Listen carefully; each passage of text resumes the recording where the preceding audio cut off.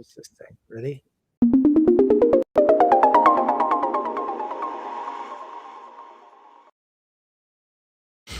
Welcome back, ladles and jelly spoons. It's nice to have you, as always, with me, Adam. Save Sheikh Jara now. Of course, you know him on Instagram. Everybody loves him. How are you today, Adam? How well can any of us be right now? I should just stop asking. And then, of course, Angie Pitar. How are you? I think we should do knock-knock jokes instead. Let's do that. Give me your best knock-knock joke. Oh, God. I don't know that I have a really good one. They're not very. None of them are very good. Inspire us. We should work harder. Yeah. The Communist propaganda should involve knock-knock jokes. We need the People's Commissar of knock-knock jokes appointed. I know a joke that I love that I'll tell you guys, but I love it. And I don't know if it's funny to everybody else, but for me, it's funny. Okay. Did you ever hear about the penguin who had the car trouble? No. There was penguin had some car trouble. So he goes to the mechanic and says, something wrong with my car. Can you take a look? And the mechanic says, sure. Give me a minute. Give me 20 minutes, come back in 20 minutes. I'll tell you what's wrong with your car. And the penguin says, okay. So he goes off and he sees an ice cream place. He goes off and he gets himself some ice cream and he's enjoying it, and he comes back 20 minutes later. He's got the ice cream all over his face. And the mechanic says, well, it looks like you blew a seal. And the penguin says, no, it's just ice cream. It's kind of a mechanic joke and an animal joke. So you blow a seal, skip the trainings. It makes me laugh. I like animal jokes. If there's an animal involved. And he makes it out, okay. This car works for everybody who's concerned. That's the best I can do. I'm not very funny. A horrible week this week. We're yet sliding into more chaos. It doesn't seem like things are going to pick up and turn around anytime soon. One of the big things that I saw, though, that bothered me, that interested me, now it's official, like on French radio, right? They said, oh, yeah, Ukraine is totally helping the French overthrow Mali right now. Did you guys see this? Yeah. Did you guys get a fuller picture on that? Or was it just, I have a little thing here, but what did you hear? I mean, just that. Yeah. I don't know if Angie has anything more to add, but.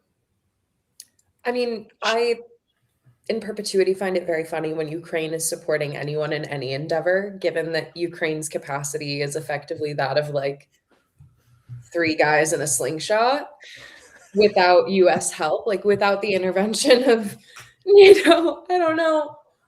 So I presume when I hear that, I presume that to be like paramilitary / like paid militia support, which usually is worse. So I think a lot of it too, I mean, just like how Ukraine really is just a NATO puppet. Anytime NATO wants to do something without doing it as NATO, they will just send in Ukrainian special forces. Ukrainian drones are very instrumental to Israeli operations in particular. There's that very specific case of that Ukrainian in Lebanon who was spying for Israel and is now trapped in the embassy. I forget all the details of that. It's hilarious. It's dark. This guy was a Lebanese guy he was Ukrainian in Lebanon. Oh shit. Spying for Israel. Okay. And I think he was also like, I'm trying to remember all the details. He may or may not have been half Palestinian too. So he was leading into that, but he was also an Ukrainian citizen. So I need to look up the details on that. But what about this suspension of disbelief with liberals who are still at this point, like dude has said he wants to make it Ukraine, little Israel. He's banned elections. He has the other news that we had last week. And yet people still have these flags in their bios, like they're totally confused about free Palestine and also the Ukraine. And a record number of luxury cars were sold in what was it, Rolls-Royce or Bugatti, one of these things, like their number 3 customer in the whole world was Ukraine last year. They're selling, the Kyiv dealership is like world famous. What is with the cognitive dissonance? Am I crazy? It's a class thing, to be honest, because the tales that you will hear out of the like perceived victim country will always come from the lowest common denominator. So unfortunately, like those of us in the States or throughout the rest of Europe that know a Ukrainian that is affected by the war, we're more likely to know someone who is connected to civilians that have experienced some sort of direct confrontation or have had to perhaps move or just like felt the impact economically or socially of the war more than we are likely to interact with the people who are of the class that has benefited of this war, right? And that makes it a lot easier to align oneself. Like if you associate with humanism, even if most people don't know what that means anymore, but if you associate yourself with the ideals of humanism, you're going to like that's going to impact you. Pathos has a really huge impact. And I just think that Western society really struggles with gray areas. It's just not capable of viewing Putin in any light other than like very evil dictator, cannot be tolerated in a similar light to like Assad or Gaddafi was. There's just this like really strange, almost self like I don't know how to describe it. They're very much handcuffing themselves in what they're able to do with Russia and Ukraine when they view Russia as this like Disney evil. Yeah. And I think, like you were saying, the whole idea of when the liberal says it's time for nuance when the U.S. is like bombing and destroying Iran. Like, no, I think there's more room for nuance when it comes to Ukraine and Russia, when it comes to something like separating the Ukrainian people from the Ukrainian government, which is been imposed upon them by both the corrupt oligarchs in their own country who have sold out to the West. Rev Left Radio, Brett has a really good episode actually from a few years ago where he interviewed Marxist-Leninists in Ukraine. They gave a really good class analysis. I mean, you know, it's a shit situation where what's best for the Ukrainian people is not immediately clear. Yeah. I mean, like you said, the corruption in the Zelensky government is rampant, but liberals really only heard the narrative, like what Angie is saying, of, oh, Putin bad, Russia bad, Putin modern day Hitler, Putin wants to revive USSR, which is which is not true. He hates them. He clearly hated them. What are they saying? What are the Marxists saying in Ukraine? It's been a while since I've listened to it. There's some really interesting nuggets. I mean, it's really oligarchs. It's similar to any post-communist bloc in the eastern, parts of Europe, where they'll say something like, the oligarchs really are winning the day, the oligarchs. And you had in the lead up to the Euromaidan, you had pro-West oligarchs and pro-Moscow oligarchs. This is an oversimplification. Really, go listen to the episode. But basically, I mean, the democratically elected government that wanted closer ties with Moscow won. The CIA didn't like that. They helped orchestrate a coup that overthrew that government. And that, once again, paved the way for more corruption, paved the way. And this is what I find so fascinating. The Azov battalion has financial backing from Jewish oligarchs in Ukraine. Even though these guys are literal neo-Nazis, I mean, I do think there's a tendency on the left to overstate their importance in, day-to-day military operations in Ukraine, but they exist nonetheless. And literal Nazis are a, auxiliary of the Ukrainian state, regardless. Yeah, I mean, I did. And what's that like comparative? Because we have confused people in the comment section constantly who don't, they're like, Russia is fascist. And like, are they though? Are they completely? And I'm starting to think, they're all fascist. Like, we're all fascists as long as you have a higher class of people running everything, whether or not they give you some rights, and then when shit goes bad for them, they take all those rights away. You call it fascism. It's just maybe not active at the time. Am I missing something? I mean, oh no, go on, go on. I was just gonna say, I would argue that, like, regardless of how we want to debate the boundaries of fascism, people are probably abiding by and being rewarded by the social contract with a lot more regularity and consistency in places like Russia than we are in the United States, or than they are in Ukraine. So I don't know I what we believe do that. with that. I buy that. Look, they give people health care in Russia, and I'm kind of perplexed by that on its own, that we even judge. We like to judge without having any like right to judge, because we're doing such awful shit. And it's sort of us constantly eulogizing the world we grew up in, like, oh my God, so it was all just horrible. It's really funny because having my professional background in development, a lot of the markers of development, like when you're looking at the Human Development Index, they're measuring a state's ability to deliver goods and services.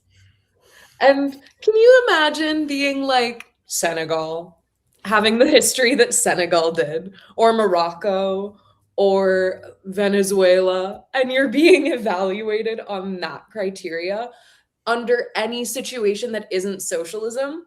You're gonna have a really bad time. If you don't do socialism, you're gonna have a bad time. Particularly, though, I think, like, not just socialism, but there is something to be said about the need for a kind of stricter return to form, a like reminder of the social contract that needs to occur following the period of colonialism, which is why I think we see these like strong dictators emerge in Gamal Abdel Nasser or Hafiz al-Assad or Saddam Hussein. Not that all of them are created equal by any means, but they're establishing that high level of control because of the situation that they're coming from, not because, with Stalin as well, not because it's meant to be a high control society for time and all eternal. It's because that transitionary period is incredibly delicate. And to allow external influence that doesn't have the state's interest, the whole health and well-being of the state and its citizens in mind, is to threaten the sovereignty of the state during that very tender transitionary period. And to tie it back to the Yeah. Alliance of Sahel states, that's why we see, Troy doing things like banning international NGOs, which to the way the liberal, American media twists that is that he wants his country to be poor because he's consolidating his power, which is, again, just a total fiction. It's nonsense. Like what you're saying, Angie, it's really about, creating a state that actually serves its people, that can develop on its own terms, that is not beholden to Western capital and all its political auxiliaries. To Western priorities, especially, yeah. Mm-hmm. So what's the vision on the other side of the aisle when they say that, we're going to build a libertarian utopia without all, Ayn Rand paradise where we have a private island? What's the vision, do you think? I have my own ideas about what Argentina horror show that is. I mean, even more into the future than that, because that's obviously falling apart quickly. But if they take full authoritarian control through their AI, this and that, and they have, omnipotency to do it, what's the vision? What are they going to implement? What do you see happening? How much of it is just going to be like digital feudalism, but the family is now the realm of governance? I think that there is an element of like the domestic that gets lost in all of it when we're talking about the future in econ and tech terms, but especially with the tradwifism return and like that whole curve of everything at the same time, I could see this world where like we're isolated in pockets of nuclear families and, the man is his lord. And Well, Yeah. Erica Kirk said at some commencement speech, she told all the women, all these college graduates, I forget what college she was at, but she told them, like, be sure to be a mother when you're young, because a woman's place is to nurture. Like, There's a direct correlation between women having an education and women stop having children. There's a direct correlation. And the white old people, a white heterosexual white men who run everything, they know this. And they don't, and they see the population dwindling and they're like, we have to do everything we can do. Short of like importing immigrants, which could hypothetically solve your thing, but then why do we need to replace the white population, Chris? Why do all these babies need to be white, Chris? Tell me, they need to be white. I would just feel more comfortable if they were white. That's it. I have said this on a couple of other podcasts as well, and I stand by it wholeheartedly. In a society that actually cared at all about children, people would be having them at a much lower rate, but we would all per capita be much more individually involved in the caretaking and upbringing of every child around us. Like, we would be babysitting for our neighbors. We would be more often saying hi and making sure kids are safe when they're walking across the street. Like, we would have a society that was fundamentally much more structured around children.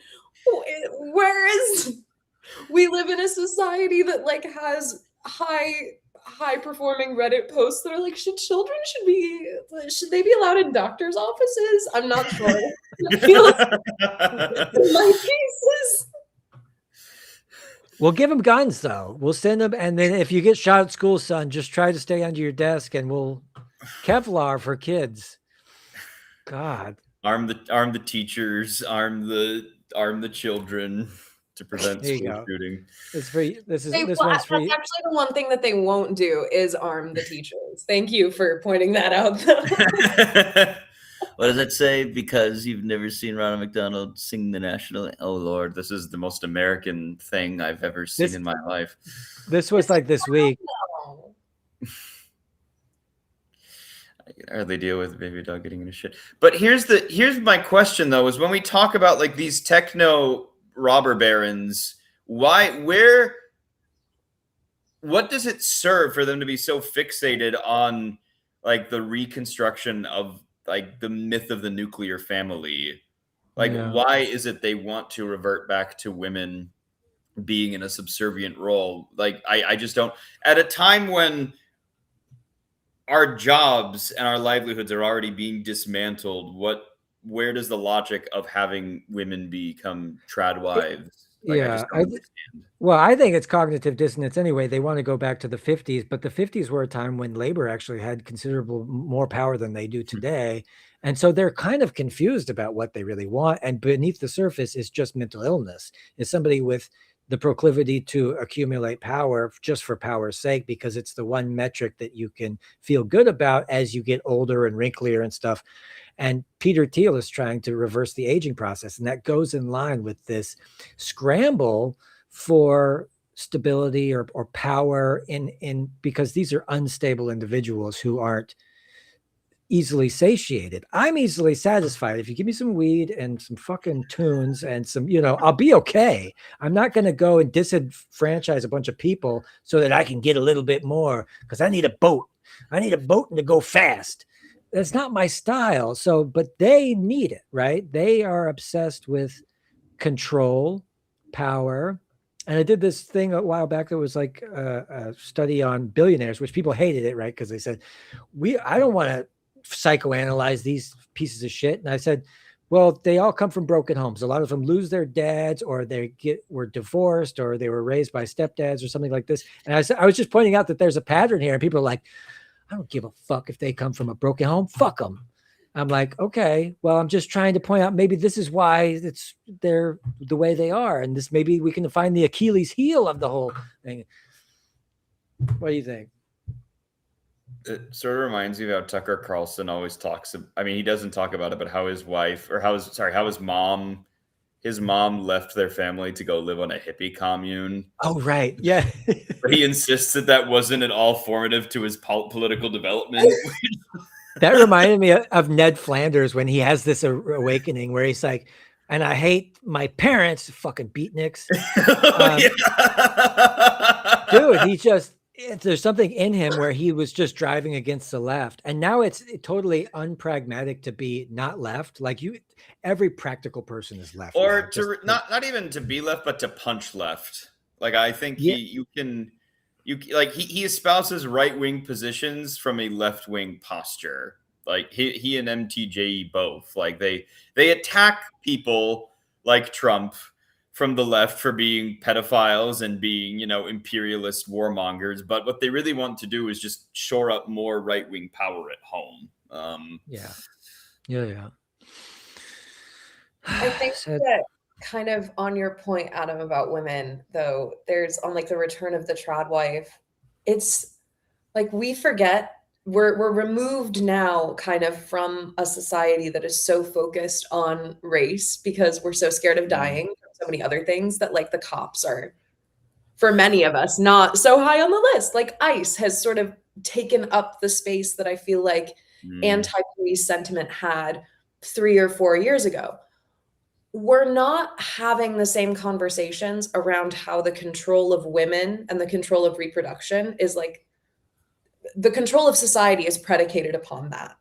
I think it's important to like tie the tides of society changing with this turn of conservatism when it comes to women, because that's how you control your population growth, is to control women and their access to opportunities and their ability to do anything outside of find a husband and reproduce.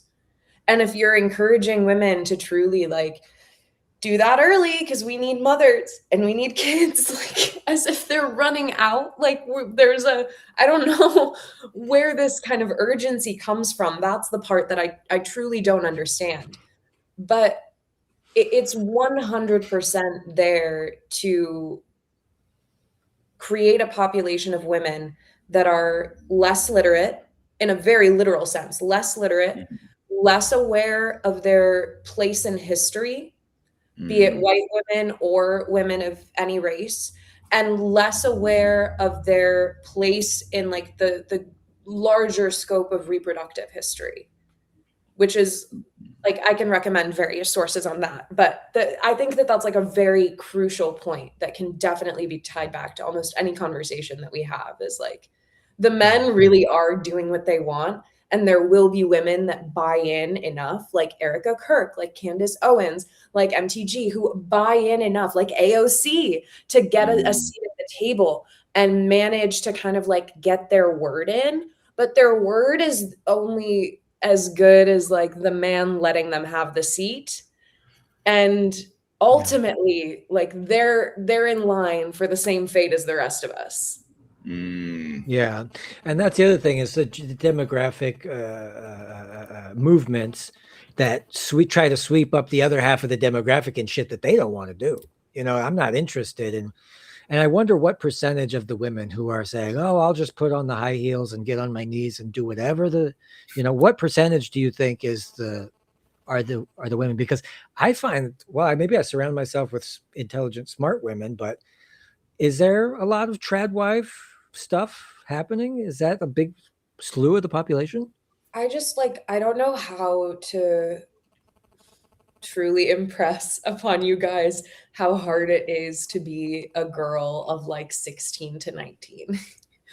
And that was me in like the mid 2000 teens, having that experience.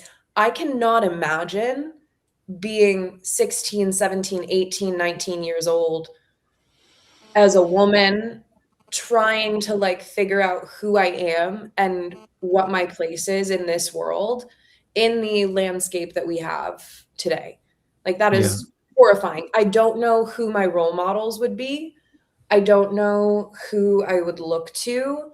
I don't know like whose music I would listen to. That's what I'm thinking about. Like I listened to Lana Del Rey when I was 16 to 18. And Lana Del Rey was bad back then, guys, but she wasn't bad. That's where we're at. There's levels to this. What? Well, okay, so give me some heroes that were real that could be good for women today.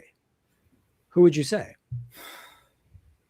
Are there any, or would you just go back into history and say, well, this lady was really cool back like, are there artists that I know of in like the indie scene that I think are producing good quality art? Absolutely. Like, but are there models of womanhood, of femininity on the mainstream public level that I think that I would feel comfortable showing my daughter of that age and saying like, look at her, isn't she doing incredible? I honestly like don't know right now between women that are willing to cater, and I truly like, I don't say this to penalize these women, because for the most part many of us are making these choices like it's a cost benefit analysis in the moment of like, yes, I have to appeal to the male gaze, but my alternative is going to cost me this, and this, so I swallow it and I appeal to the male gaze on my own terms. That's an analysis that every woman in your life is calculating once or twice per day minimum. So I think for most of the women that I see on my screen, even those that I grew up feeling very, Anne Hathaway is a woman that I loved down, guys. I was ride or die for Anne Hathaway. Her face doesn't move. Her face doesn't move. And like, I get it. I have hit the time in my life where I'm starting to understand the appeal of Botox and the appeal of like age targeted plastic surgery. But I don't know, Anne, you didn't need that. You were stunning. And I would have loved to keep looking at you and seeing your natural beauty and seeing your face move. And like, that one hit me. That parasocial relationship hit me a little bit. So I don't know. It's really hard to be a girl right now. And if you don't have strong women, like a strong network of men and women in your life that will model femininity and masculinity, I don't know what you do. I don't know. I think it would be very easy to fall into either side of like the trad wife to hypersexual, like male focused perspectives that women can fall into. Yeah, it makes me sad because I think that I get conspiratorial about trying to figure out the root of it and stuff. But back in the day, you know, we had also activists were in music, you know, people who had political leanings who weren't afraid to say it. And then it became problematic at some point. And now most of the people who are on the screens are, you know, pre-decided in boardrooms to be safe for the masses to swallow and to don't, you know, we can't have you questioning certain products or certain lifestyles that could impede, because you know our station is owned by BlackRock and BlackRock also owns Ritz crackers, and so we can't have you bad mouthing. Like the incestuous nature of where capitalism is, it really creates it so they're not going to put the heroes out there. All the heroes I have are people who have went to prison for like saving animals, or you know, people nobody know about. But yet I still watch movies religiously. I love music still. And like I care about celebrities when they say they like Palestine or not. I go, okay, I get all teary-eyed, like, good, I'll watch another one of your movies. How many of those celebrities that say that they are pro-Palestine do you think are in relationships with Zionists? Because it's like more than half of them. Yeah. And I don't know by what standard people are like, I need to revitalize my career. Like Guns N' Roses goes, free Palestine. I'm like, yeah, well, you just tired of playing the country fair, you know, the county fair. Well, and see, like by that perspective, I think it's really interesting the ways in which like conservatism has embraced country. Because like the roots of country are not conservative. Outlaw country was huge. And they were talking about breaking the law and getting fucked up on speed and like drinking to excess. Putting moonshine in their engines to outrun the cops. Yeah.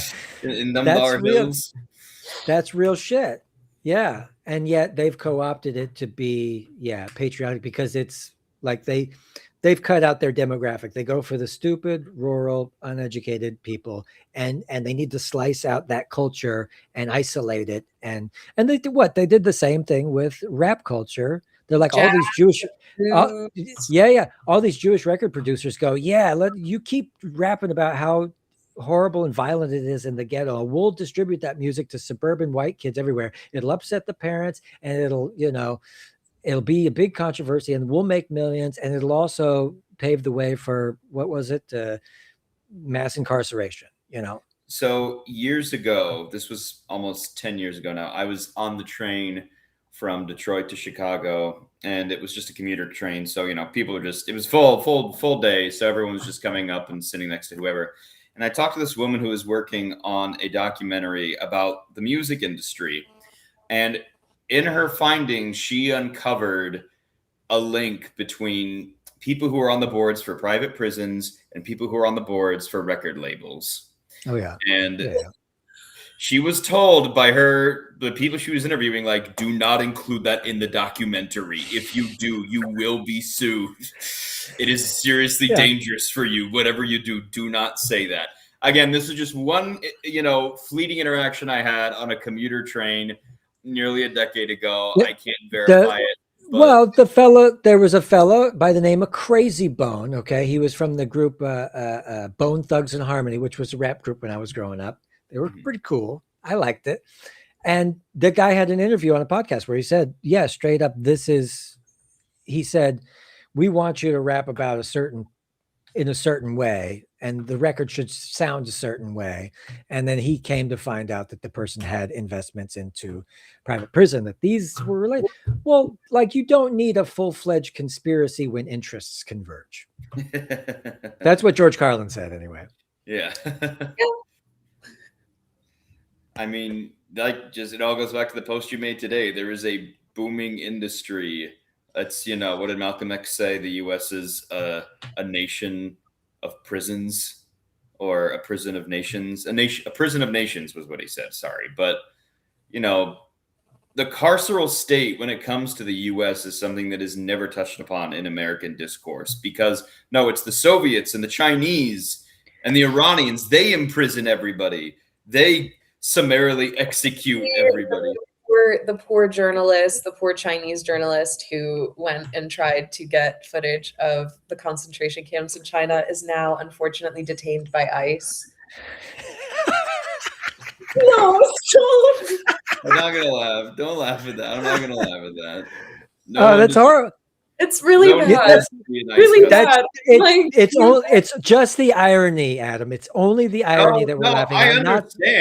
I understand. I mean, I think, I was thinking about this recently. Like, the people you're so cruel. But the people who try to tell you that China is eradicating Islam, this narrative that was all over everyone's social media page, that China is like force feeding, Muslims pork, or forcing them to like the Chinese wasting pork. Yeah. Have you ever been to a Chinese restaurant? Okay. Yeah. They will make broth out of, pig's feet, because that's just what any country in the world that is not the U.S. does. They don't waste any part of the animal, but I digress.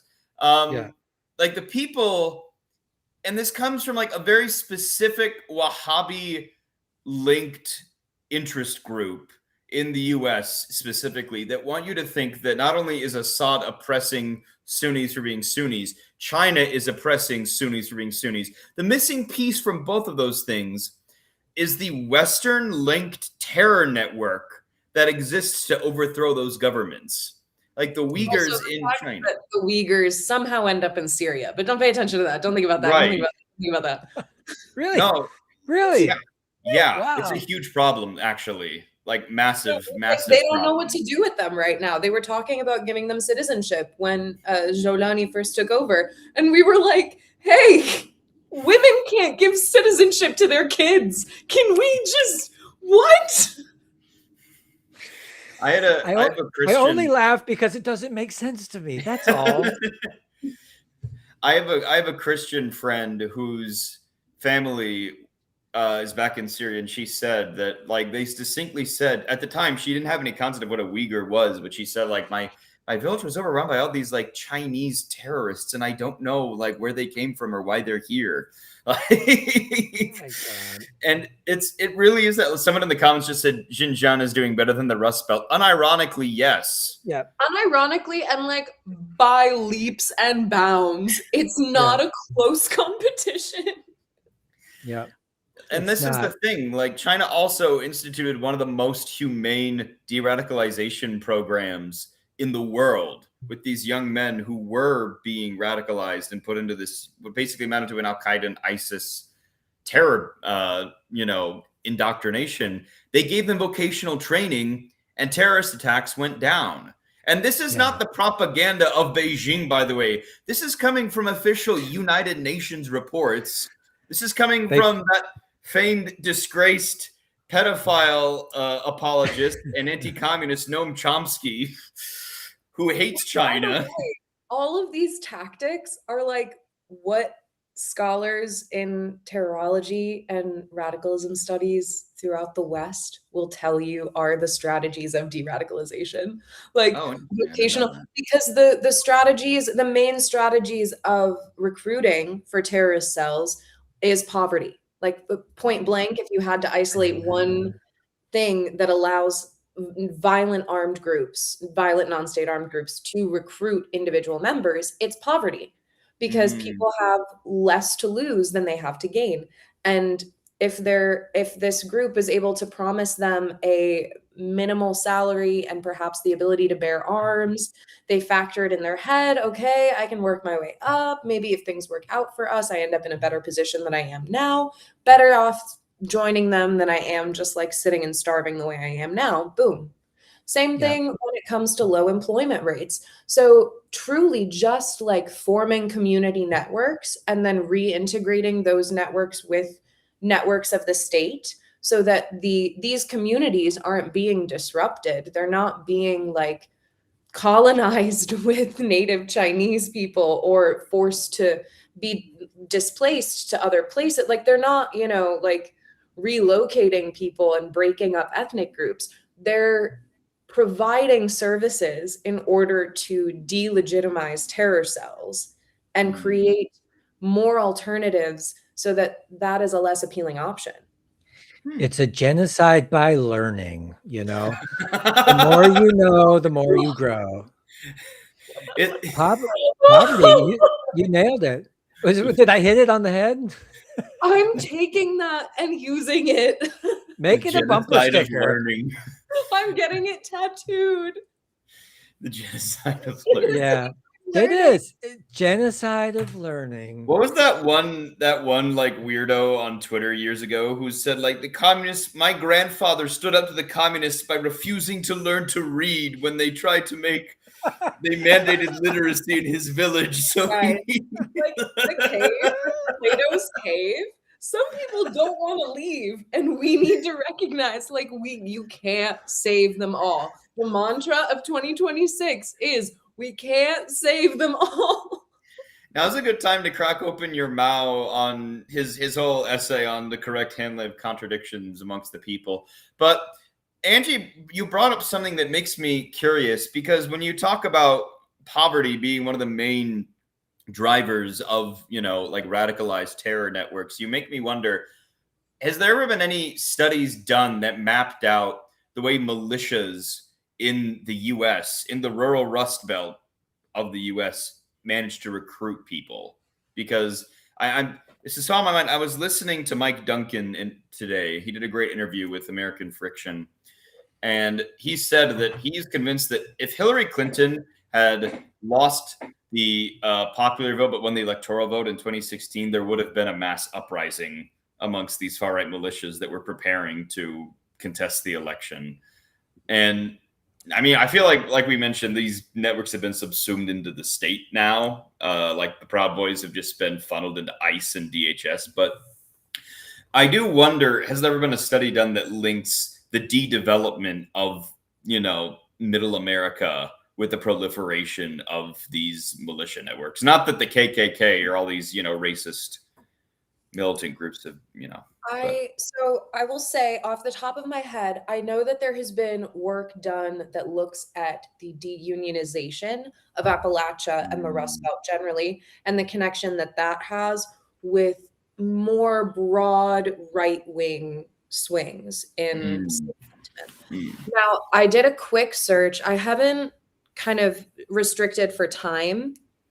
I'm seeing a lot about the decline of unionized labor. In particular, White Men Are This Nation is one piece that I have read from 2004. It looks at right-wing militias and the restoration of rural American masculinity. This is it was actually a very interesting piece. I didn't necessarily agree with its conclusion, but it looked at almost this like antebellum-esque like prescription of masculinity that was sort of seeing resurgences in pockets of the American South and kind of not Midwest, but like you guys know that. The Bible Belt, our favorite.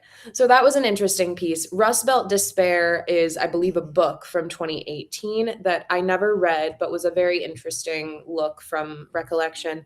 I think just looking at various families and celebrities reflecting on their small towns and how they kind of fell apart essentially throughout the Rust Belt. There is one piece that I'm looking at now from the Center for Governance and Markets. So, but it looks at deindustrialization, polarization, and extremism in the Rust Belt. So I'm going to do a cursory read. I wouldn't be surprised. I think that those are areas, though, that are so geographically dispersed that for a lot of the times, the terrain makes it harder to create like an organized militia as much as it is just a network of individuals that are ready to act. So I'm thinking particularly throughout Appalachia and then also throughout the South where like you've got acres and acres of land. Your closest neighbor may not be like a several minute drive from you. So in that case, you're less likely to be incentivizing people to form a more formal militia and creating rather networks that you have like outposts. You have kind of a port in every area. You've got an underground railroad of sorts for the alt-right. So they're there to sort of fill the void that deindustrialization left in their communities. That's frequently what across the world, that's frequently the gap that non-state armed groups seek to fill, is they enter by providing some sort of service to the communities. Because essentially to exist as a non-state armed group, you need more apathy than direct participation. If the communities that you live amongst are just like fine with you being there and not turning you in, that's all you need. You don't need to recruit members. You just need to be allowed to exist. I like it. Well, I like it. Literally how Mao. Let's start it. Let's start it. That's how Mao built up the Communist Party of China. He went to the most, marginalized villages. They studied exactly what they needed. They built up infrastructure for things like healthcare and education. And I think, dude, there's got to be strategy behind that this is exactly who the fascists go for right away. They go for the heartland. They go for where the guns are. They go for where the farmland is. And they think because these people are the ones most inclined to use violence if they need to, or they have the most heart to do whatever they think is right once activated with the certain information goes in their brain, whether left or right. They just go, okay, let's roll. And especially in the Rust Belt, I've spent time in Buffalo, spent time in Detroit, squatted buildings there, wonderful times I had. They don't give a fuck. Those people live in like Mad Max times. It's crazy. It's crazy what they do to survive out there, and the culture and all the other small towns in the upper upstate New York and around Detroit is rough. Crime is second nature. My friends from Buffalo always said, "Stay in trouble, don't get caught." I do think there's something to be said though about how we talk about China versus the US, because the difference is everyone says, oh, well, China, yeah, but there's so many rural provinces that are underdeveloped. The US is in a process of de-developing itself. Most of the US, you can make an argument, the American Empire has already fallen in large swaths of the country where state services are non-existent, where you have to drive 20 miles to get to a food bank if you have a car. Whereas, again, the difference is in China, they are trying to develop. The government is actively searching for solutions. Government is ostensibly searching for solutions in the US too, with things like vocational trainings. But what happens is not only is there corruption involved and grafting involved in that, but more often than not, the amount of job openings is a lot smaller than the people. There's a glass ceiling for that. There's a glass Right. ceiling where you're not going to be able, they give you vocational training, but you don't have opportunity beyond that. And that's the way they like to keep it. In China, the sky's the limit. You could be fucking as smart as you want. You can go to as much schooling as you want, become whatever you want, as far as I read, you know?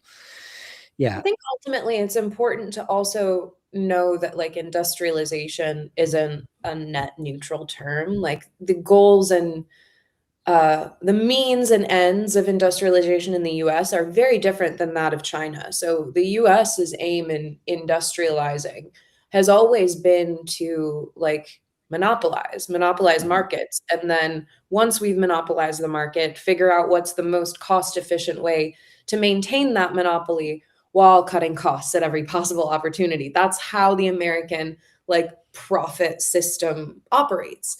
Whereas China, from my understanding, industrialization is tied, like the definition of industrialization is tied to elevating the quality of life of the individual. For the broader masses, for like the absolute largest group of people. And this is what left wing means. If you look it up, most definitions will say it's a system of government or economics that ensures, you know, the greatest good for the greatest amount of people, right? I think there's an oversimplistic view on some segments of the Western left that, again, they see it from an ecological point of view. They're like, well, why is Marxism all about industrialization? It's like, well, because whether you like it or not, these countries that have been systemically underdeveloped for centuries kind of need industrialization to be put on parity with the rest of the world and to, like Genji saying, uplift their population. And it's not for means of finance capital. Yeah. But the West is the whole world, though. The West is just the whole world. That there is no other countries. It's just us. Exactly. Everything else is a periphery. Everything else is the warehouse for manufacturing of the West. And that's why it wasn't developed. This was actually a really prominent argument I remember when I started studying politics around like 2016, 2017, 10 years, that the big question in environmental circles was like, is it okay that the South American and African countries are burning so much wood?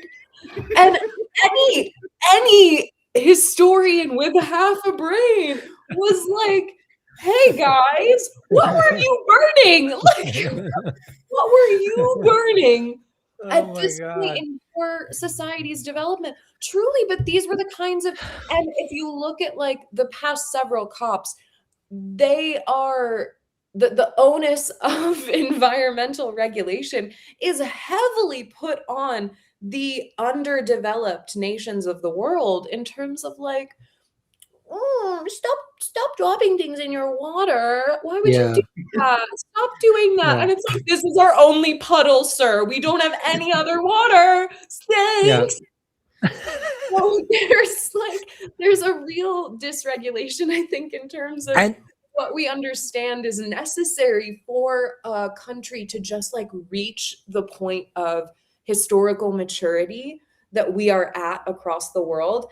And there are so many places in the West that have a complete disconnect, like really don't understand that the rest of the world has not like chosen to remain unsanitary or like deindustrialized. I feel like people really think India wants to live like that the slums of India choose to have the like just cloths as doors or just mats as beds, or that like in Afghanistan they're choosing to live that way, or that Syrians are choosing to live.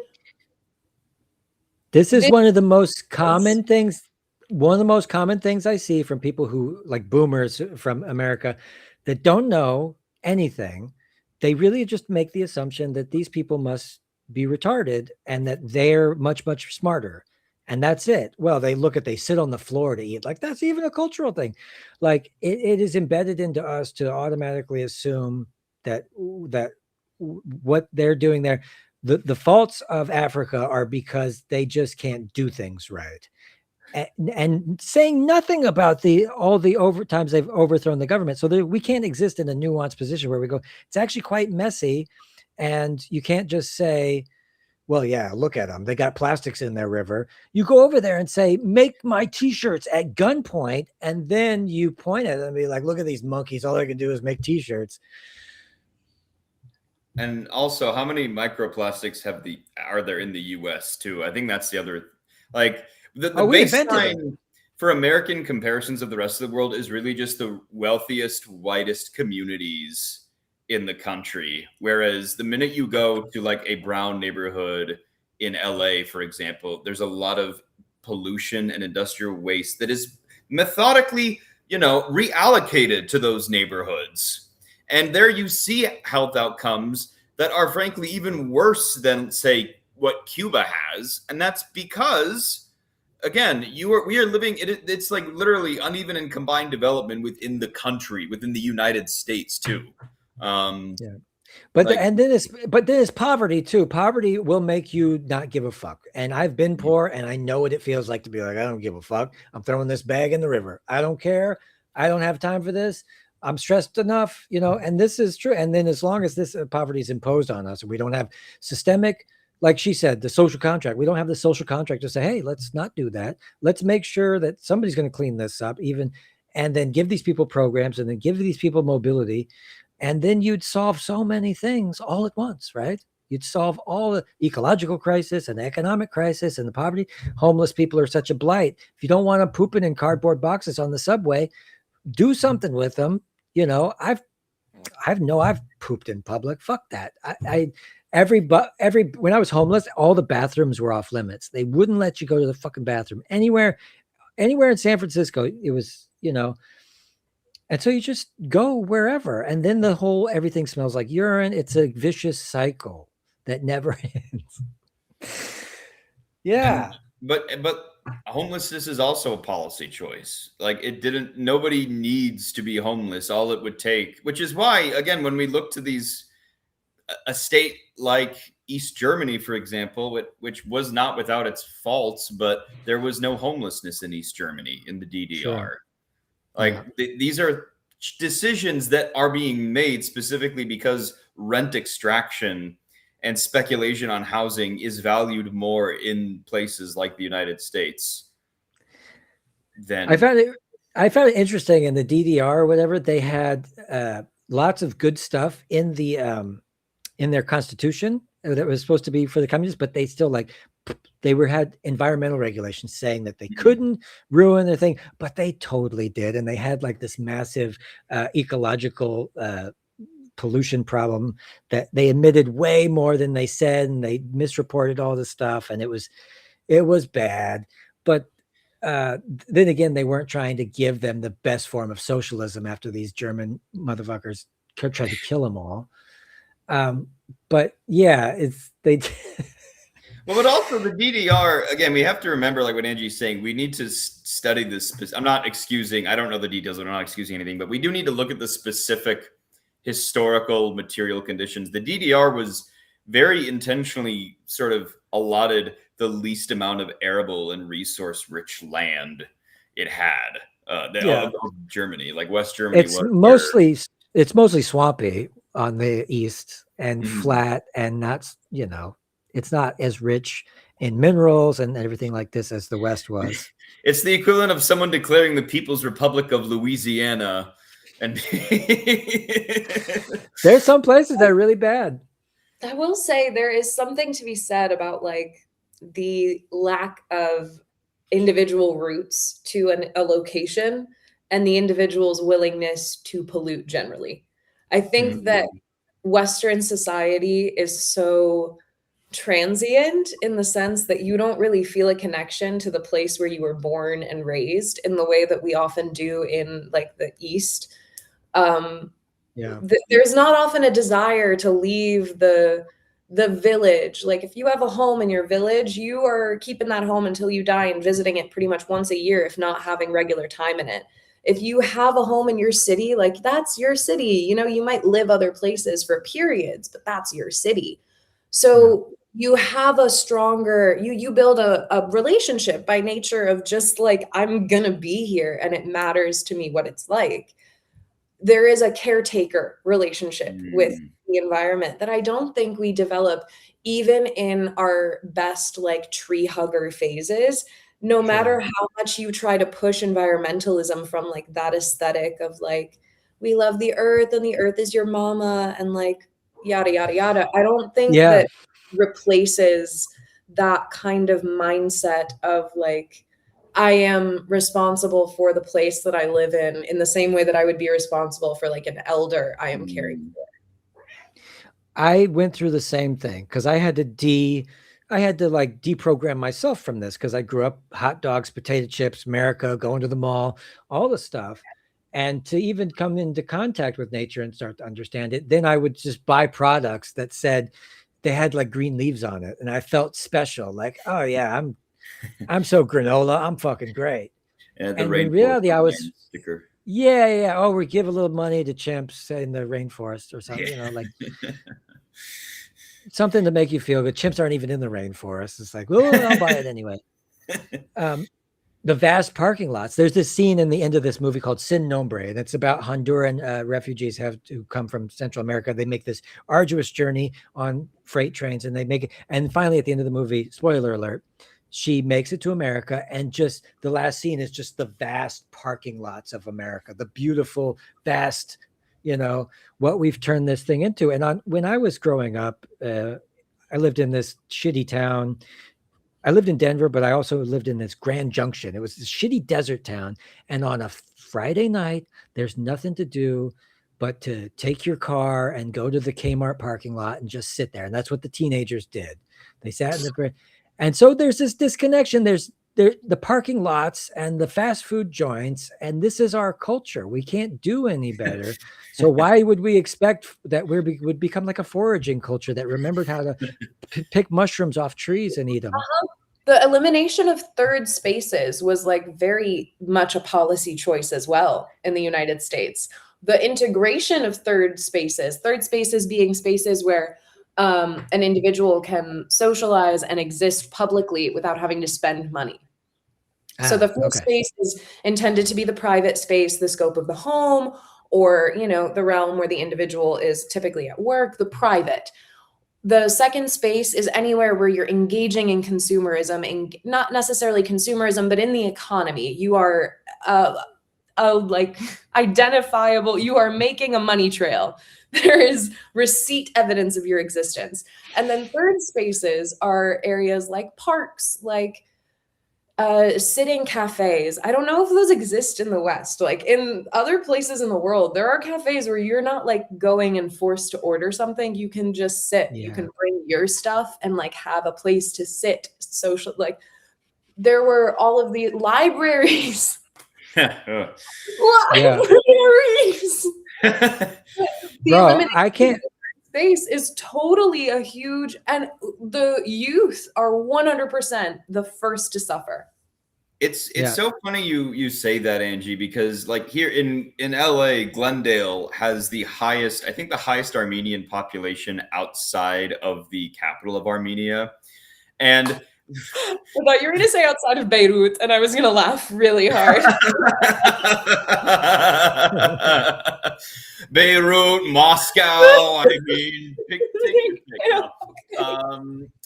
But when like there's this Western chain of coffee shops called the Coffee Bean and Leaf. It is a corporation, but the old Armenian men will just sit at the Coffee Bean and Leaf for hours on end just talking. And it's like they treat it right. No, and that's exactly it. They treat it as a third space, even though like it's just everybody just going, like, you know, one person's there to like do work for a couple hours on their laptop, the other person's just, most people just in and out, grab their coffee and go.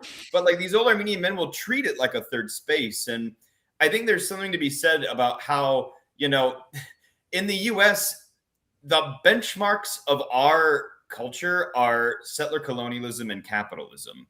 And there is that severance from the environment because of the settler colonial apparatus, and the capitalism that the U.S. built was built off of primitive accumulation from the dispossession of native lands and the slavery economy that flourished from that dispossession. So, when people my family, just to use an example, when they came from Europe to work in the auto plants in what is now the Rust Belt, they did it because there was better opportunity. Those plants all shuttered. The cities gradually died a very slow and painful death. Yeah, of course, most of us moved because it's like, well, this place isn't giving me anything. Whereas someone whether they be from, the Levant or China or, someone who's indigenous to this land, they have been here for centuries. And they have protested the fortification of a city around one industry. I think is what's really key there is the concept of a city failing because of the failure of one industry is the root fault there. The root of many faults, but the root there. Yeah, it's what Joan Robinson called monopsony, when you have just one employer in a small area. That, I mean, now I forget where it is. There's a Tyson plant that's shuttering, and the town is devastated.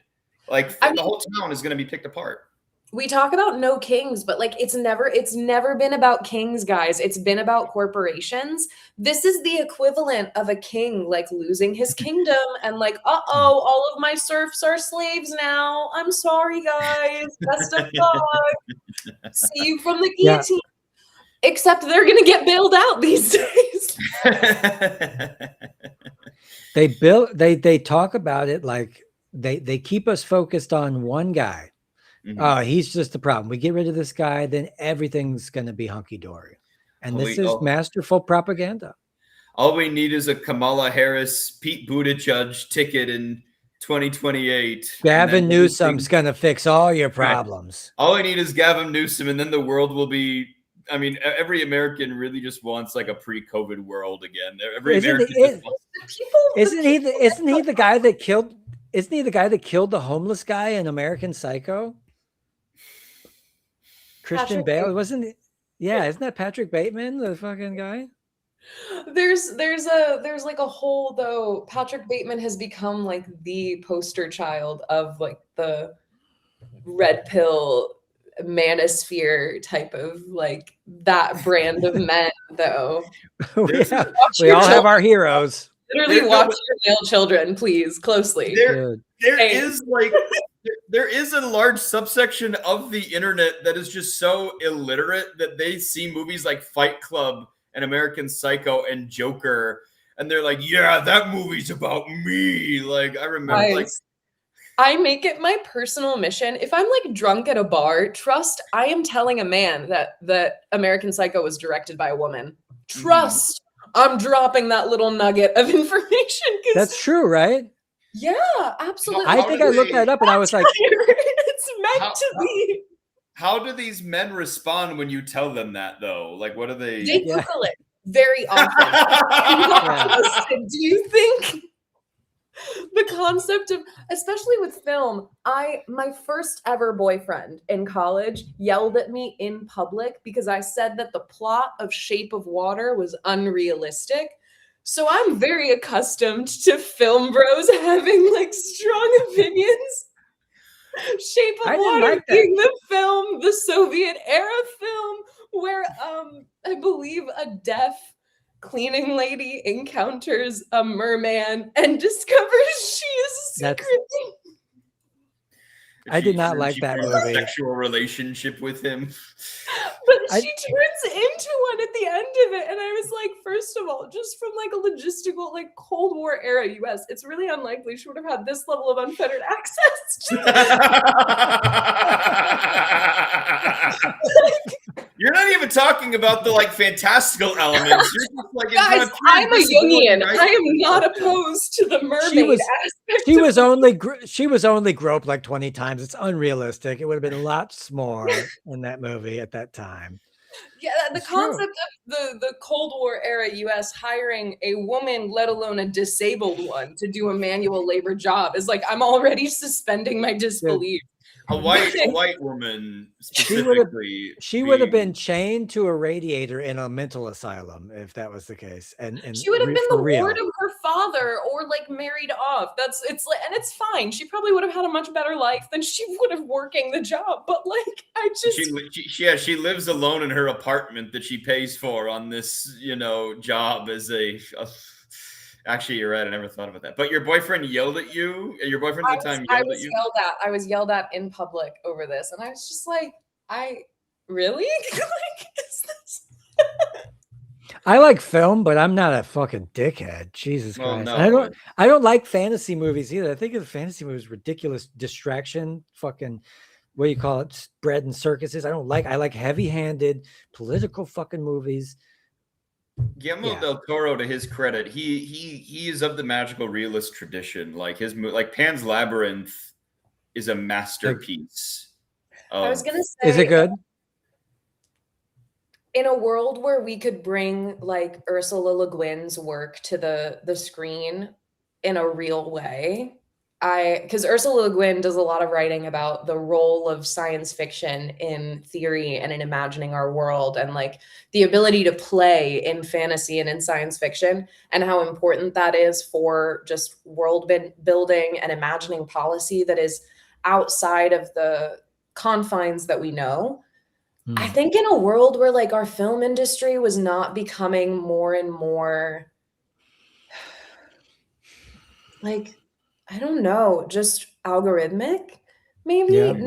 It's Nothing data feels driven, market driven. Everything that's made is made because it's going to sell, not because it's a good idea. perpetually dated. It feels like we've hit the point in which public opinion moves faster than data can be collected and analyzed. So the ability, I mean, I think like Sinners is a really good example, if any of you had a chance to see that film in the past year, where on paper, like apologies for spoilers, but like a black vampire period flick should not succeed on paper. Like that sounds like a really cool Wattpad fan fiction, but not one that would ever get Hollywood funding if Ryan Coogler had not paid his dues and fought tooth and nail to make sure that he was able to get that project made the way that he wanted it with his creative direction. And in a world where every director was a Ryan Coogler, I think that like film would be a hugely different landscape. But that was a unicorn film.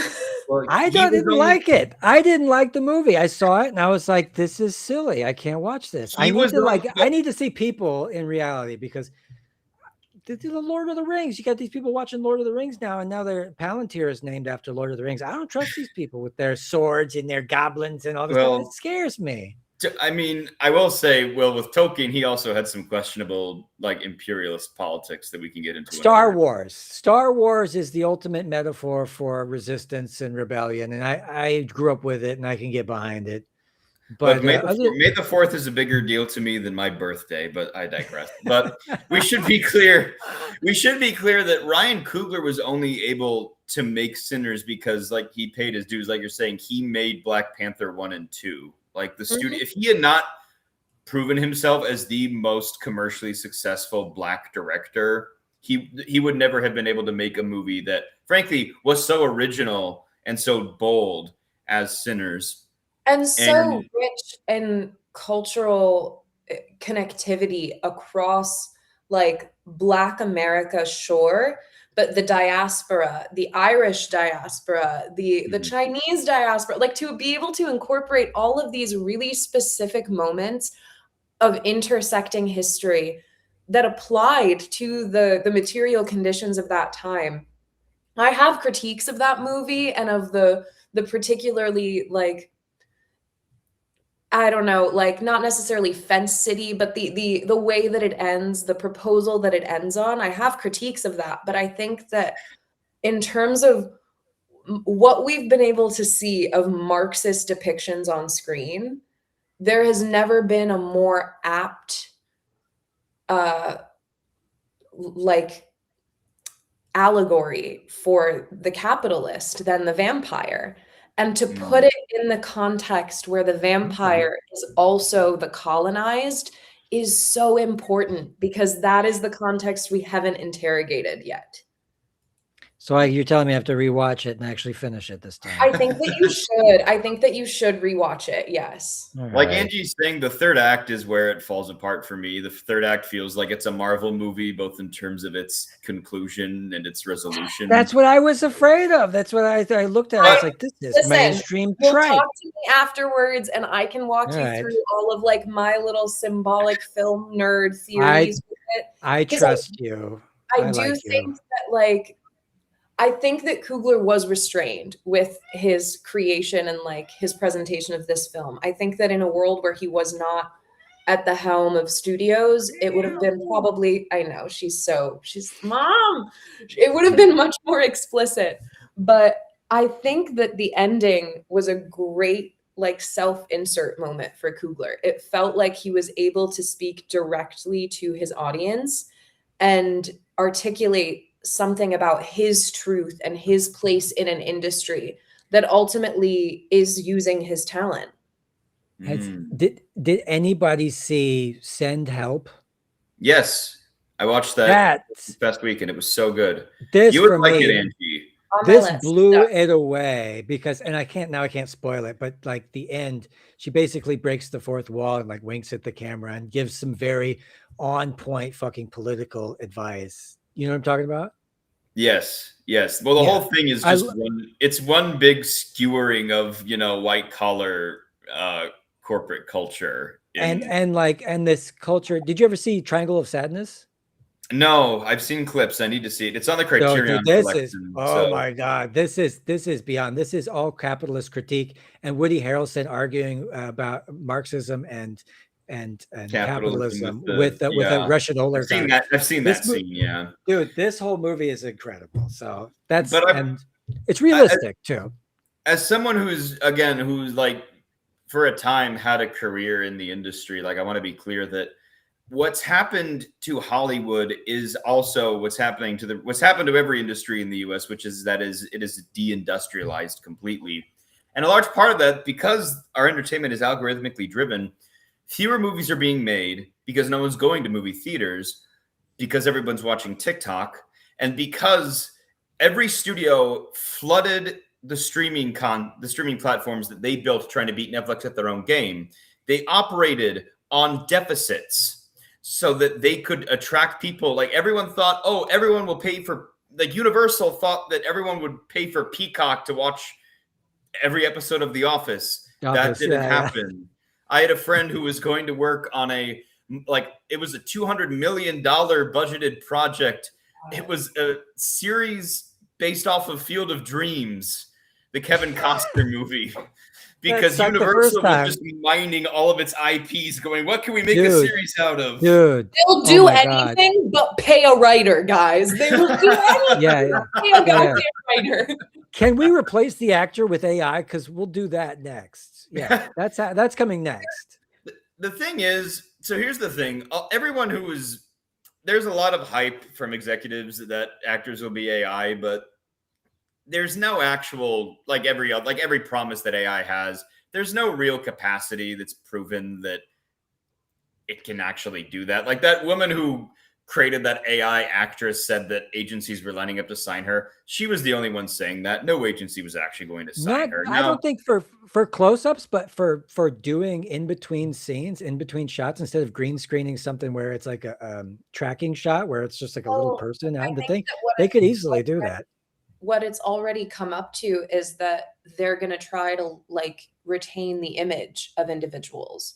So once you have acted as an extra once, they might start formulating contracts by which you can sign away your image to be used. And if you're blurry in the background, then what's the big deal? Like, let's create a little bunch of fake blurry people. So here's the crazy part though of both of your minds.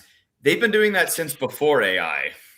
I was on a lot one day, and there are these people. It was for an HBO show. I can't see which one, but they had these extras step into what looked like a chamber in Star Trek where you get beamed up. And I was like, what are they doing to you guys in there? And they're like, oh, well, they're scanning us to use us as digital models for background scenes for like the crowd. And I was like, well, what do you guys get for it? And they're like, we get an extra $200 on our paycheck per like a SAG agreement. This is 2019, by the way. So this is long before AI was even tell me off the record if this is Euphoria, because the extras of shows like Euphoria were making insane. Sam Levinson is a notorious monster, if for anyone who doesn't know. Terrible, bad man. They were having like the party scenes of the first season of that show were taking them days to film. Yeah. And the extras would like hide on set to avoid getting pulled into a scene because they didn't know how long it would last. Yeah, no, I know.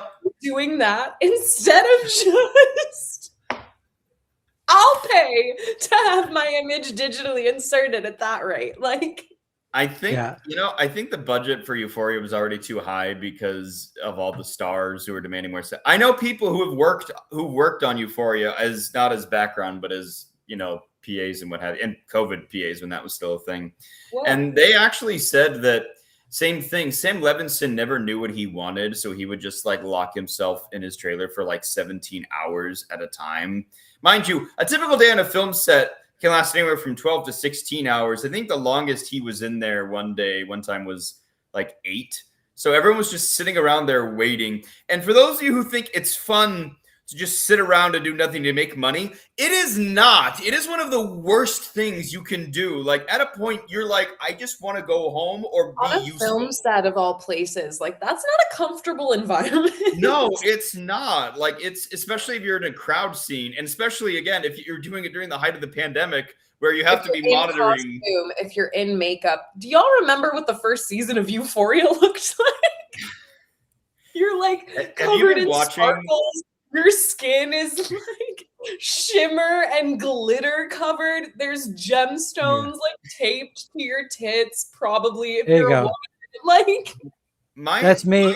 That's me. I was an extra in a movie in New Orleans with Will Ferrell. I got to meet Dan Aykroyd and some other Jason Sudeikis. They dressed me up in a suit. What movie is this? It's the one with Zach Galifianakis where they were doing the it's like a election. It's an election movie. Politics. That's so funny.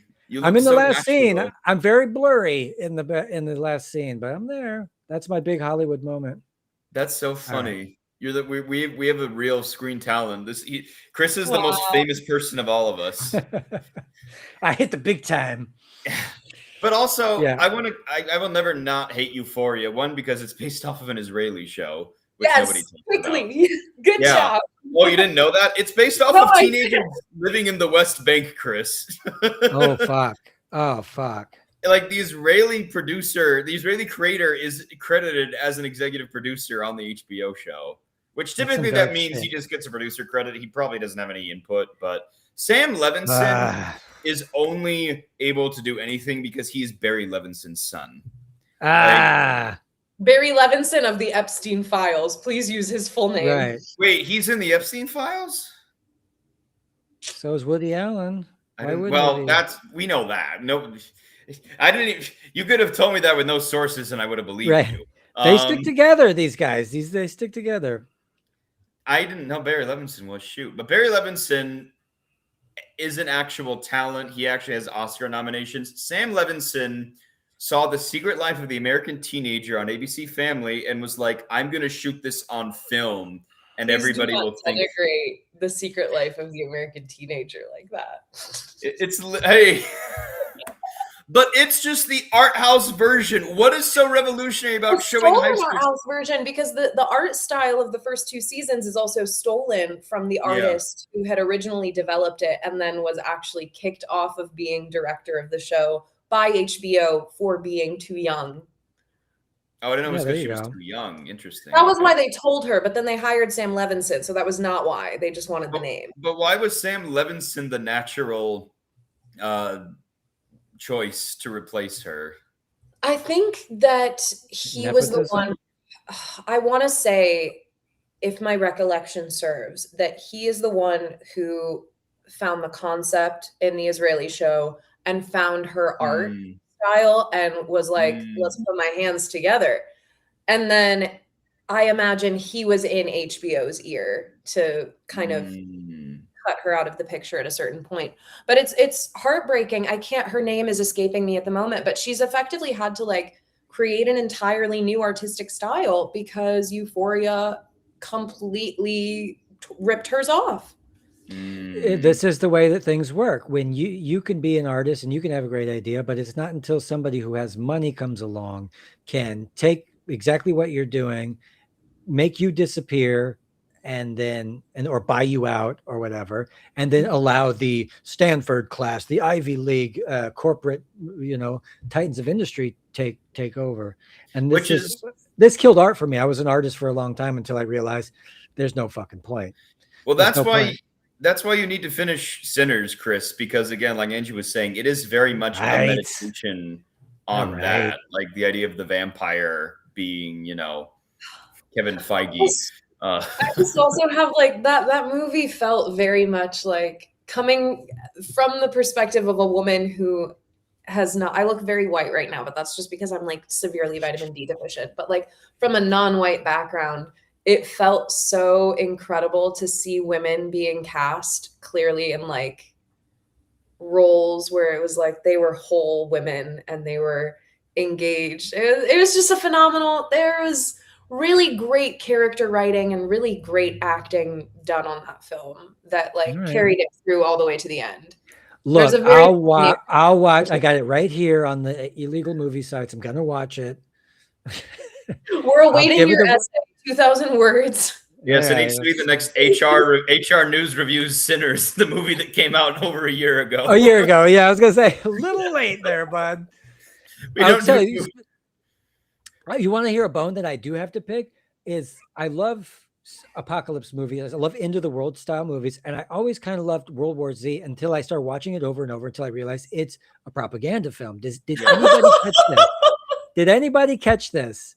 Because especially, I'm sure Angie did if she saw it, that the Israeli part. It's even more flagrant in the book, though. The book is even more like nakedly.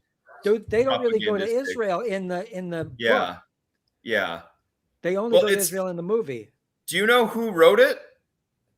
No. Mel Brooks's son. If we want to talk about, should be studied, I think. Mel Brooks, he should be studied for the fact that he's still alive. Like, how has he been able to outlive? Like, he's probably the last person who ate at the automat, for example. You're right. But, Mel Brooks's son wrote that movie, which is part of the reason why he was able to get it published too. I don't think Mel Brooks is a Zionist. I don't know. I've never seen him say anything about Israel one way or the other. He is also he's also part of the generation of Jews in the U.S. who lived at a time before Zionism really, entered into Jewish life. I just saw the documentary about Mel Brooks. It was like 2 parts or whatever. I think Judd Apatow did. I had to watch it. I like Mel Brooks, and he didn't seem like a bigoted fucking guy. He was fighting Nazis, and he also made fun of Hitler a lot. So I don't want to have to hate him, but I will if I have to. I've never seen Mel Brooks. I love his movies too. But I mean, I don't think that he said anything. But again, he did not grow up at a time when he grew up at a time before Israel even existed. He was born in the 30s. This is how it works today. When you were living in the United States, most Jewish institutions are Zionist. I'm not saying that as some kind of Zog far-right conspiracy theory. I'm just saying that a lot of Jewish American institutions have ties to Israel. That's just been stated by a lot of my Jewish friends who have grown up and left Zionism. But, he was part of a generation that saw Judaism as Judaism, and wherever I am is my home. He was not taught, necessarily that Israel needs to exist or there will be another Holocaust, Yeah, I don't think it was. I don't want to believe, let's say. I don't want to believe that that's the thing. But anyway, so the thing was in the movie, though, that they go to Israel and they depict the scene where, Israel, it says right here, a CIA officer imprisoned there, and then Mossad has established a secure area, and they depict Israel is the smart ones who figured everything out, and then they start letting in people through this apartheid style gate, and then there's the masses of hordes of evil things coming up over the side, totally metaphorical. And then you have Arabs who are singing, we just want peace, we just want peace, and they are the reasons why the zombies come over the wall, because they're being too loud. And I can't even enjoy most movies anymore because they're just laden with shit. I know Greg Stoker. I saw Greg Stoker was watching Independence Day this week, and they were just laughing at it. This is such propaganda. The And people are- Arabs being too loud, and so the zombies found us. The Arabs specifically being too loud for their nagging for peace. The Arabs being too loud. Why can't they just ask for peace a little quieter, and then the zombie apocalypse wouldn't have overrun the region? Yeah, dude. Oh my god. It ruined it for me. It ruined it for me. And because I thought I didn't know. I didn't know when it came out. This was years ago, but Someone said Mel Brooks's Springtime for Hitler film. I know that it's called Springtime for Hitler in the rest of the world, but in the US it's called The Producers because the studio did not want a movie called Springtime for Hitler. It's just called The Producers here, but yes, that is his movie. And no, greetings from wherever you're from. Yeah. Mel Gibson is not better than Mel Brooks. Mel Gibson is just he's a bigoted, misogynistic, far right. Oh yeah. I saw he got pulled over and he said, "The Jews run Hollywood." I was like, yeah, it was a big deal when he. But then he said the N-word a bunch. He said, "I hope you get raped by a pack of." Yeah, no, he's literally one of the worst people ever to ever exist. That's too bad because I just watched a movie with Mel Gibson that I actually enjoy, which is terrible. I still watch Woody Allen movies. That makes me terrible, but I'll never watch. After watching that HBO documentary, I mean, I will say this: the thing about Woody Allen, he is an evil man who's gone away with so much. The one saving grace we have is that he is still delusional enough to think that Ronan Farrow is his biological son. Yeah, he looks like Frank Sinatra straight away. When you see him side by side with a picture of Frank Sinatra, only an idiot would have to be like, "It's my kid. He's got my nose," or something like that. Like, no. Frankly, I actually think the only thing that we have to celebrate is that Woody Allen is being cucked to this day. Like, that's what we have to live for, guys. In this scenario, it's like that's what we've got. That's He's being cucked by a dead man. Like he's by a dead man who, in some ways, was like politically louder and wronger than him. But you know what? We'll take it. And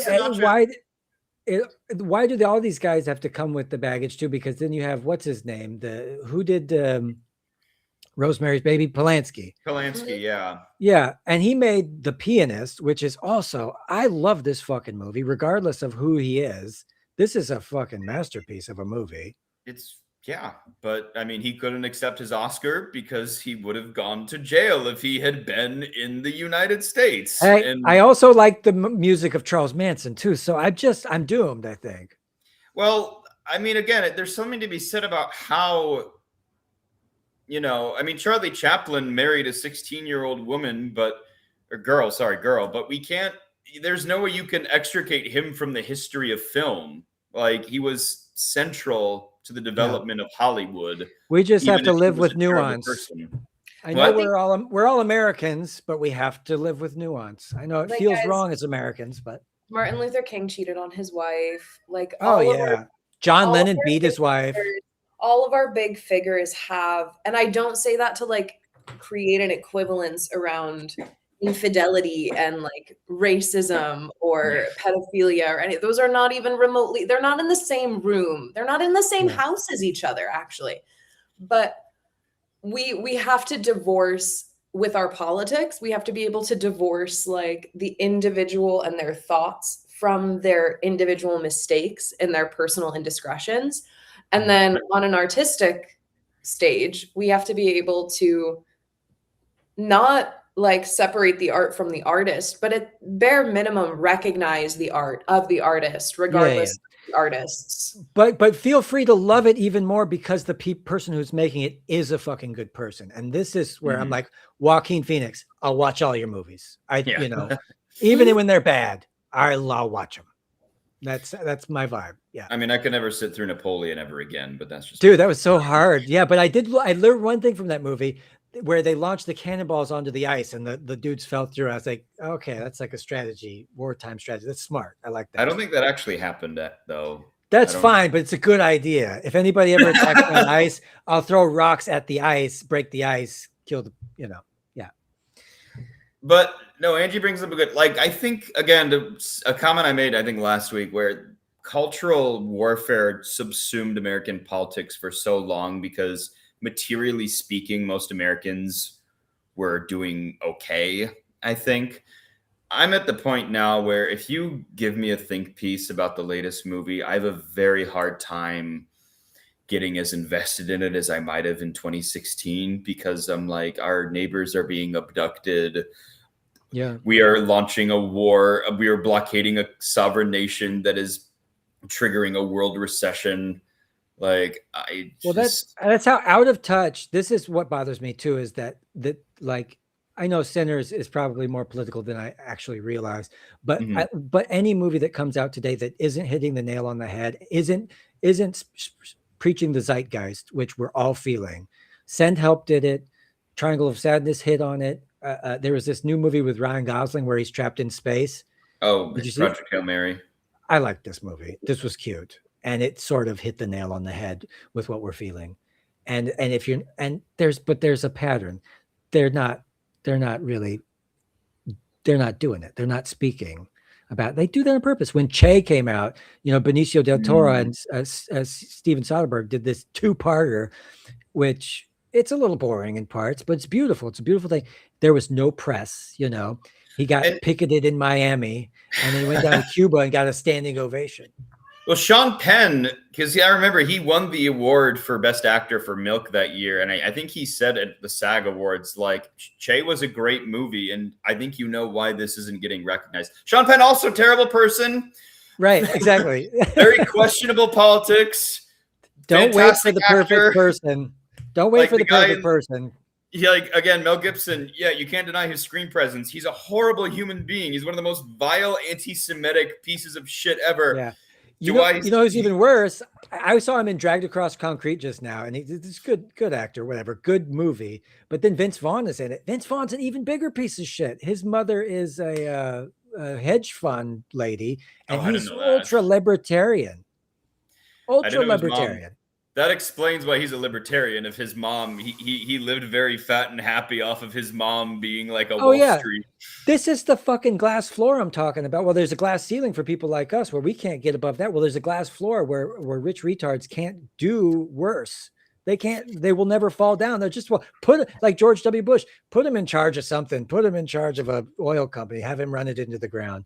It's very hard to misunderestimate a man of George, W's talents. And Sam Levinson creating Euphoria season 3, which, by the way, is getting terrible. I don't watch it. No interest in watching it. But I mean, the fact that it's getting terrible reception, in part because I think all the actors have moved on and are ready to I was talking about this the other day when we were talking about movie stars. Okay, the only movie stars that we have right now, the only new movie stars we have are Timothée Chalamet and the cast of Euphoria. There are no new up-and-coming movie stars because movies are no longer the primary form of entertainment. But it's like, Sydney Sweeney, I think, has just shot herself in the foot. I don't think she's as bankable. Unfortunately, I'm afraid Sydney Sweeney is going to have a much more Bridget Bardot-esque career than you guys think she is, because she's going to have way more funding, and her project, Anyone But You, looked like a dog shit project, guys. Like, they already made a movie out of a Harry Styles fanfic, and this looked worse. This looked worse than that. We've entered, and all that mattered is that it was 2 hot people with big names in Hollywood on the cover of that movie. And we're entering an era where Immaculate was really similar, where she was the front of this allegedly provocative reproductive horror film that just turns out to be a really milquetoast opportunity for her to make faces at the camera and have pictures in a nun outfit. I don't know. Like, it wasn't. Rosemary's Baby is a more provocative reproductive horror by every measure than Immaculate was. But someone like Sydney Sweeney can have a project every year if she wanted to, and it would be like more and more asinine than the one before. But did you guys see Companion? No. oh, I did. Here's the box. Here's the doodad. Here, this is the cover here. Mhm. Oh, It's that. it's the robot. She's a robot lady. Spoiler alert. Yeah. I thought that this was pretty good, and I think when you said there's no, this young lady was pretty good in this movie, and I've seen her in a few other things. She was in a Pavement video. There's been a renaissance of TV generally, not non-Euphoria including, but That's all you guys are talking about. Euphoria. I've never seen it. This actress's name in particular, but she's also in a show called Yellow Jackets, which is nearly an entirely female cast. That is a dual cast set to be the like teenage girls who disappear in the wilderness when their plane crashes on the way to their soccer championship, and then their aged up counterparts about 20 years in the future who are dealing with the secrets that they kept from their time in the wilderness now in the modern day. And it's fantastic in terms of looking at female relationships. Absolutely. Did you see that one? Forgot about that movie. That was rough. Just all This terrible. was a terrible film. This was a horrible movie. What? Just like in general? Don't Worry, Darling, I think there's another film that I think was really similar to that. Oh, Long Legs is another one that was really similar in that I was like, this is all aesthetic and you think so? A little bit of substance. Weapons, to me, if either of you saw Weapons, I love that movie. Had the impact that Long Legs thought it did. Long Legs to me felt like it was so close. Yeah. But you know what it is? Yeah. Is I like this one though. I like the don't, because I watched it again and his acting's terrible. It's atrocious. But the idea, it was like it was centered around, something that was vaguely political. Oh, and see, it really turned my crank. My issue with it is that, like, if you want to watch Don't Worry, Darling for the premise, just watch The Stepford Wives. For a much better, which version? The original, absolutely the original. I think the second one is actually a fantastic watch, a fantastic satirical watch of white feminism, because the culprit is a white woman. Like the person in the reboot of the Stepford Wives, who is turning all the women into robots, is a white woman who's like, I just wanted my husband to love me again. Oh man. What's so funny about the remake is that people hated it because they thought it was too silly, because the original is more of a not very effective horror movie, but it has a more somber tone, whereas like it's the original, they wanted Frank Oz to make, or the remake, the studio wanted Frank Oz to make this like bubbly satire, but I thought it was fine. I didn't mind it. And they also had to reshoot the ending because the ending was too dark. Like they reshot it. As studios are wont to do, they reshot it. I hate that. Americans are terrible. I just let the artist make the movie the way they want to make it. Jesus Christ. Well, but I actually think. Oh, go ahead. No, go. I was gonna say Emerald Fennell on a large scale is like a really great case study for the Nepo baby syndrome of film, but also like the aestheticism of progressive politics in film that are just, it's like the opposite of a pearl in an oyster. It's like a really nicely packaged piece an oyster inside of a pearl. Yeah, it's like worse, because it's like Promising Young Woman, right? Attested itself to be like the rape revenge for the modern age, for the modern woman. And it was evoking and playing on all of these concepts of like sexual harassment on college campuses and dealing with this type of revenge plot in a way that we were like, oh, like we haven't actually gotten to see these tropes carried out on camera in the ways that she was promising us. And then she kills the protagonist at the end. And we were all like, but do you know what it is? Is a more radical iteration of that same story is I Spit on Your Grave. I know. And there are problems with I Spit on Your Grave, but it's really notable that that is, I think, the first movie in the genre where it is the woman, the victim herself, seeking out the revenge, not her brother, father, husband. Right. And but I think that the reason that goes more radical is for the same reason that, One Battle After Another won Best Picture is in Hollywood. If you want to win an Oscar, you don't do it by actually engaging with any controversial subject in depth. You just touch on it to be topical.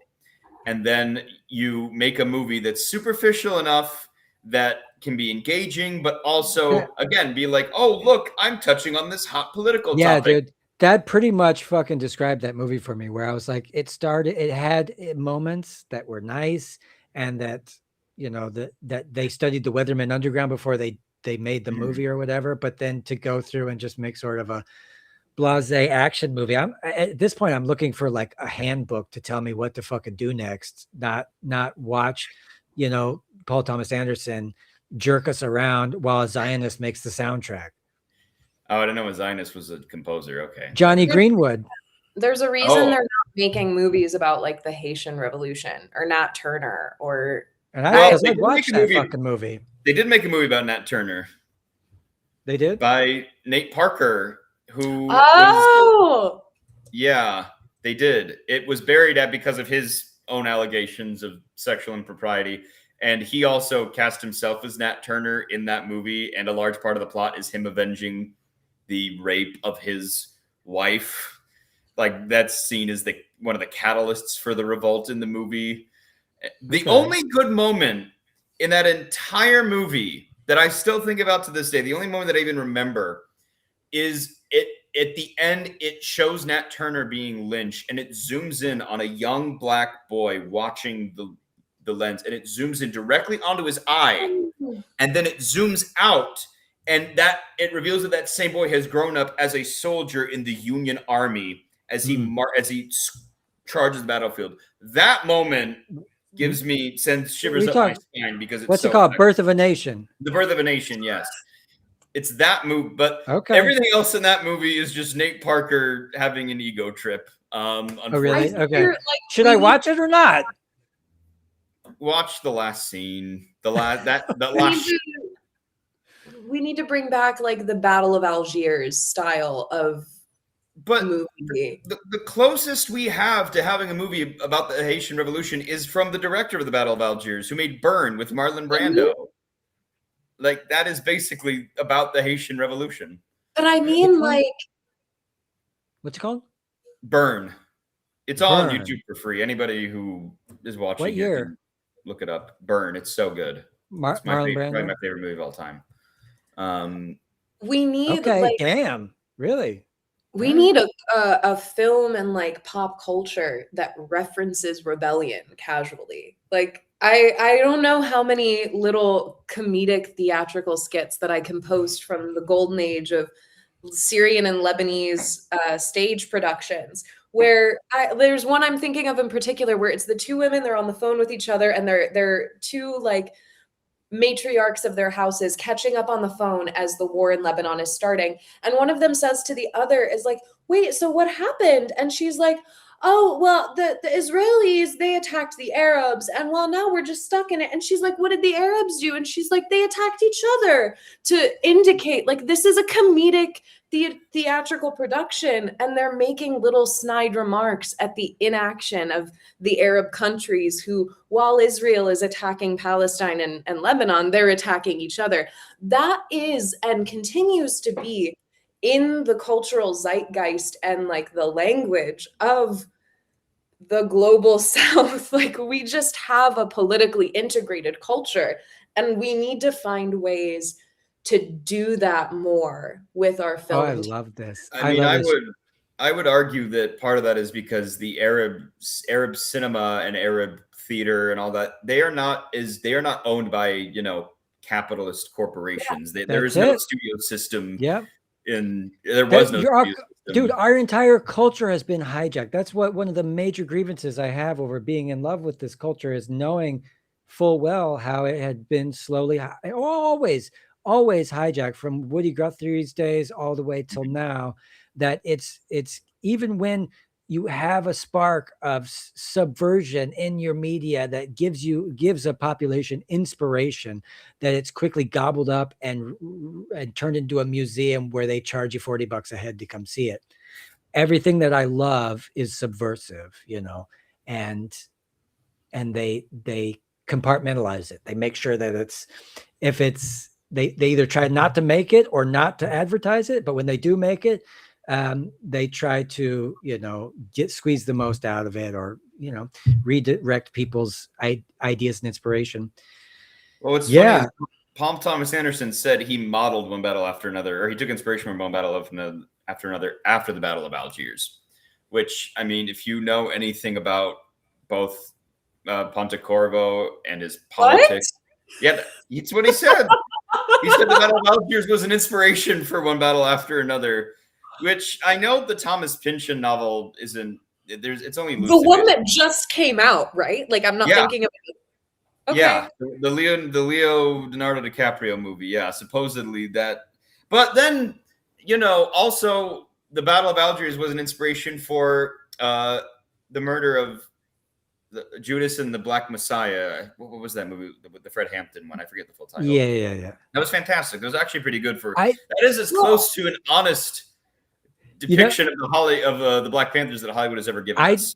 I trolled Spike Lee on Instagram once, and he wrote back because he's like, "Oh, it's the 20th anniversary of Malcolm X." I said, "It's a great movie, little long though." And he writes back, he's like, "What do you mean? How long is long?" And I go, "I'm sorry, but hey, will you make a movie about Fred Hampton?" Because I didn't think that they had made one yet. I was trying to get him to make a Fred Hampton movie. But did he respond? Did Spike Lee respond? No, of course not. We'll just have time for that. Go on. No, it's just remarkable for the Battle of Algiers to be like the inspiration for a white savior self-insert film. I think we fundamentally misunderstood the Battle of Algiers, maybe. But you know what else it is? You know what else it is, though, when we talk about the differences between, like, again, Arab culture and entertainment or global South culture and entertainment and American entertainment is, I remember one of my Criterion discs every which one. Peter Bogdanovich said that one of the reasons the old Hollywood directors were so interesting and dynamic is because they didn't go to film school. These were grown men who had not developed an interest in film because they had other interests before that. Like Howard Hawks loved aviation. John Ford had a very painterly eye because he loved art. All the modern film bros we have use movies as their personality. That is how they view the world. Paul Thomas Anderson may have done research on the Weather Underground for his movie, but that doesn't mean he's engaged himself in any deep theoretical, historical, materialist study. I became a songwriter and I hang out with musicians a lot. And then at some point I was doing that so much that what was I going to do? Write songs about writing songs? At some point, you have to live a life, and in order to have something to say. And yeah, Paul Thomas Anderson was raised by a TV guy. Yeah, he didn't even go. He was a prep school kid. I mean, like he had, like, film was always going to be there for him no matter what. Whereas I'm blanking on what I was about to say. No, go on. I was gonna say at least Hemingway went off to war and shit, like you go and you do stuff in order to. Well, Orson Welles literally warned. There's like when he's in his phase where he's making champagne and frozen peas commercials to pay for his movies. He said like one of the worst things you can do is watch too many movies, and I think it's true. It's like the film bros who yell at their girlfriends in public over movies. Angie. I am not with this person. This was I know. Smart. That's smart. Ago, we're good. It's moved on. But it's like it's these people who they don't actually like Pasolini. Pier Paolo Pasolini, he said he was a film theorist. Like he was there was a whole generation of Italian filmmakers who were all basically communists in the post World War II era. That's where Italian neorealism came from. Like Roberto Rossellini and Vittorio De Sica. Vittorio De Sica was a member of the Communist Party. So was Pasolini. Like these guys made movies that were so interesting and so dynamic because they had a deeper understanding of the world beyond just cinema. Same with Jean-Luc Godard. And, you know, Bernard Tavernier, although he was a Trotskyist. No, I'm kidding. Like these guys actually had personalities beyond just I love movies and that is all I care about. Like, you know, and I think this also speaks to the privilege of living in the imperial core where you can make apolitical art, where, you know, you're specialized to that degree. I think a lot also about like the one, I can't remember with who, the Timothy Chalamet interview pretty recently where he's like, I don't want to do ballet or opera. Like I'm tired. I don't want to be doing dead arts. And it's like, well, I mean, ideally you would be pulling from the realm of other arts to learn and engage with your art of acting, given that acting is rooted in opera and rooted in good at it. Stage. And yeah, I don't know, Tim. I definitely like a divorcing of craft from the larger body of like art. School or what it comes from. There's such a desire for everything to be separated. Those that don't know history are doomed to think that they're original.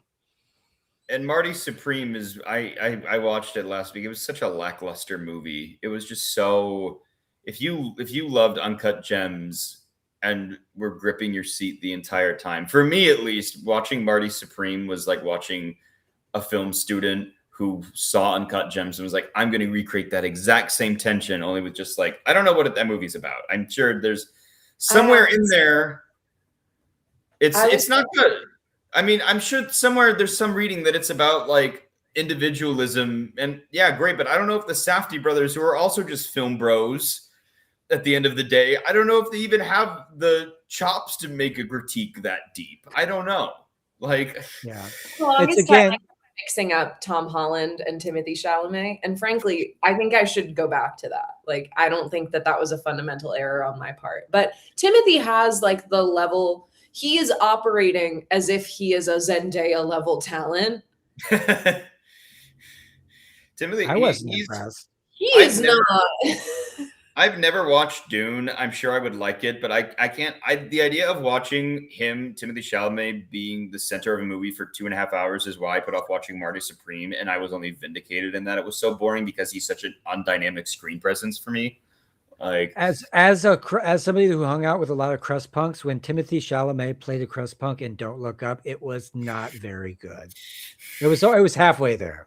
He almost. Well, he played Bob Dylan in that movie, right? Oh God. Is it hey, babe.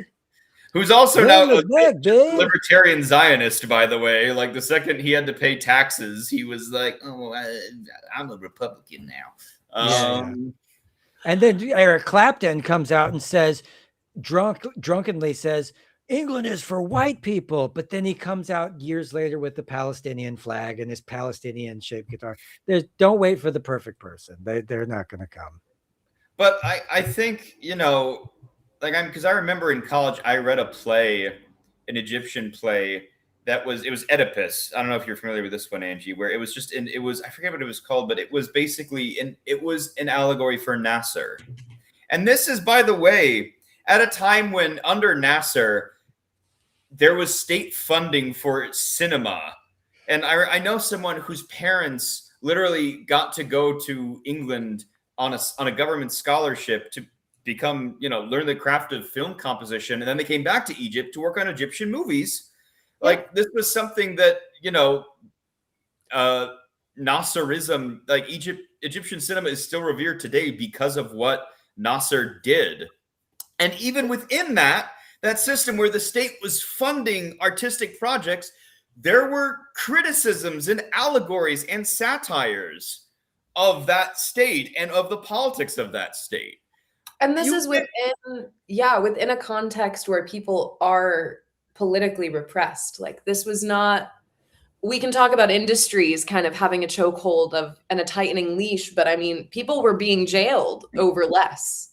Interesting. Wow. I watched one Syrian movie in college too. It's the one where I forget the title. It's the one where the man and women are like trapped inside, and it's trapped inside an apartment.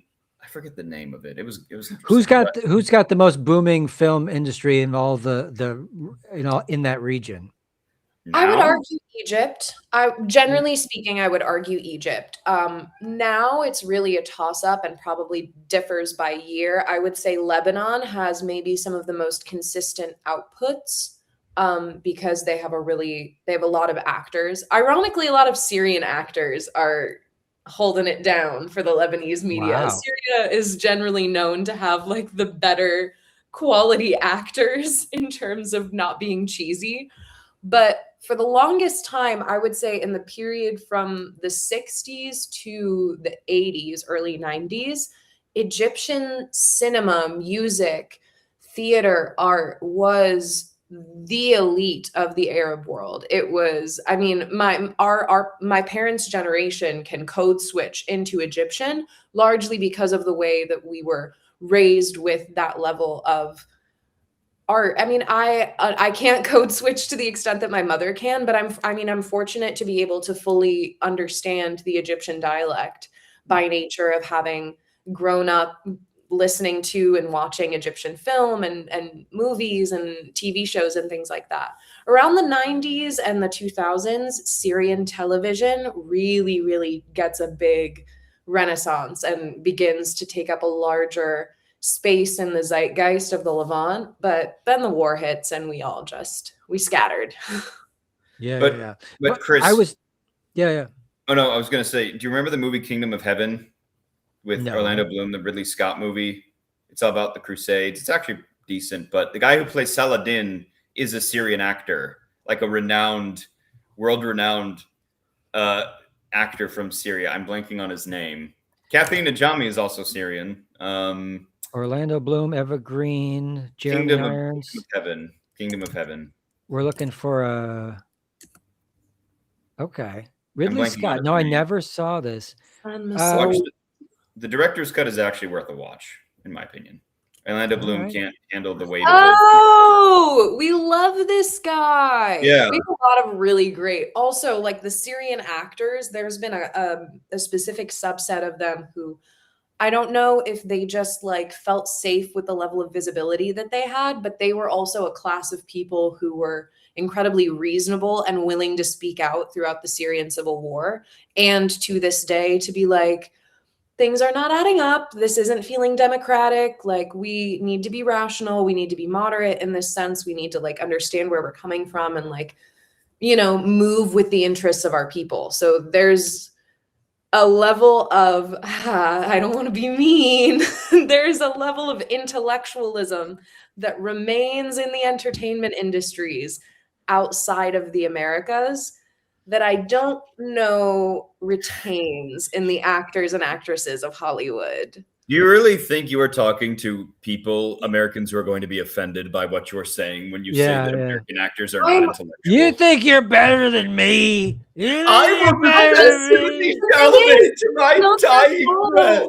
Not their fault. They're penalized for having a fraction. Like I have mixed feelings about Chapel Roan, but that girl had her ass dragged from LA to New York by anyone with a tongue to wag because she was just like, hey, could you respect me as a human being with a bubble? Like, the kindergarten bubble, everyone has a bubble and you stay out of my bubble, I stay out of yours. What if you did that? People were like, should we burn her at the stake and take all of her money that we gave her and then also spit on her in the streets and call her ugly every time she decides to get on a red carpet from here on out? Wow. That is the type of reaction that celebrities get when they attempt to have anything remotely close to like an intellectual seasoned take on something as simple as their own autonomy that I On like the most I think anyone in the entertainment industry could say in the US is like pro woman, pro LGBT. Anything other than that is Yeah. like, whoa. Yeah. Name your favorite pariahs in Hollywood. You know, Vanessa Redgrave. She came out and was like in the 70s and said Zionism is fucking bunch of hoodlums and nonsense. And then they shut her down for a long time. She still worked, but can't Well, imagine. she Marlon Susan Brando too. Come on. Marlon Brando was also a terrible person. But he did have these He did have good moments where politics. No, he did. he wanted did. Yes. he wanted to do good. Yeah. Once in a generation talent, great politics, horrible human being. But yes, like the main reason he was blacklisted was because he was just impossible to work with. Like in Godfather Part 2, he was supposed to be in that final scene. He just chose not to show up for the day. So Coppola had to rewrite it on the spot. I'll show up tomorrow. Like my favorite. Go on. go ahead. No, it's a Marlon Brando anecdote that's not at all. It's he was working with Frank Oz. Frank Oz was directing him in a movie, and he went, Yeah, what are you gonna do? Stick your finger up my ass like I'm one of your puppets? anyway, continue with your intellectual analysis. I just wanted to share my favorite Marlon Brando being an asshole. Oh yeah. I was just I gonna love say, Frank like, Oz. I always think of like Nina Simone in terms of the blacklisting of people for saying a fraction of a word. Yeah. Like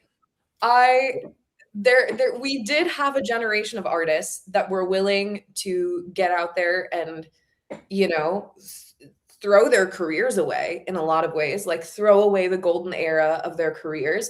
And we do have a few now, like Jane Fonda, despite being a Zionist, allegedly, maybe. She walked back. Like, supposedly she walked back on her. But I'm not sure what's going on there, but like that woman will get arrested for anything. Yeah, she's great. I love Jane Fonda. She'll go to jail for anything. A whole generation of moms bought her tapes. Yeah. She'll go to jail for anything. She's not worried. Susan Sarandon, who has put out several statements now talking about how her agents have let her go. She has been essentially sidelined to exclusively indie projects because the industry has completely blacklisted her for her work with Palestinian activist groups and around the cause. I think it's like a very palpable price you pay for having a brain in Hollywood. Yeah. Yeah, I mean, Melissa Barrera was kicked off of the latest Scream movie, a franchise that she was instrumental in rebooting, specifically because. Oh, hold on. Did Bernie Sanders? Well, Bernie Sanders has always been a liberal Zionist. And a liberal Zionist does not mean that you are against the state of Israel existing. It means that you are against right-wing Zionism, which is the dominant strain of Zionism in Israel today. Like in Israel, he's against the resistance, basically. That means it is a two-state solution. And the thing is, liberal Zionism is almost exclusively confined to the United States. In Israel, it is a smear if you call someone a leftist. Like leftist is used as an insult. They think that they're liberal. Like they did this interview. Did you see this video with this lady where they're like, what are you, left or right? And she says, well, I'm liberal. And she says, what do you think about Arabs? I think we should fucking kill them all. You know, it's like, that's the liberal position in Israel. I mean, I would argue actually like the liberal position in Israel is the people who will protest what's happening, but still believe they have a right to live there. That is kind of almost what is like more insidious about it. There's a little bit of hand washing going on there because they're not willing to claim the violence that is required for them to live there. Yeah. And for them, I mean, but what are they going to do? What are they going to do? One state solution would be the best. Have everybody just merge together. But to get rid of all of them now, you can't do that either. It's not a practical solution. It'd be sweet. Been studied though in post-Civil War context, and it's like South Africa is by no means a perfect conception of it, but it's not something that hasn't been done before. The idea of having to one state solution, the oppressor and the oppressed. I think that there is a way in which you can craft a state without, I mean, anyone that has committed violence on that land, anyone that has committed settler colonial violence, any settler that has held a gun to a mother, to a child, to a man, to a custodian of that land, I think unfortunately, in the South African context, Black South Africans are even more worse off today than they were absolutely. under apartheid. That's why, in terms of like the political reality of the state, she's doing fine. She's doing fine. If they wanted to, and if there was a political reality that allowed for it, that state is reformable into a state that's policies reflect equality and I don't know, like a more realistic integration of historical redistribution.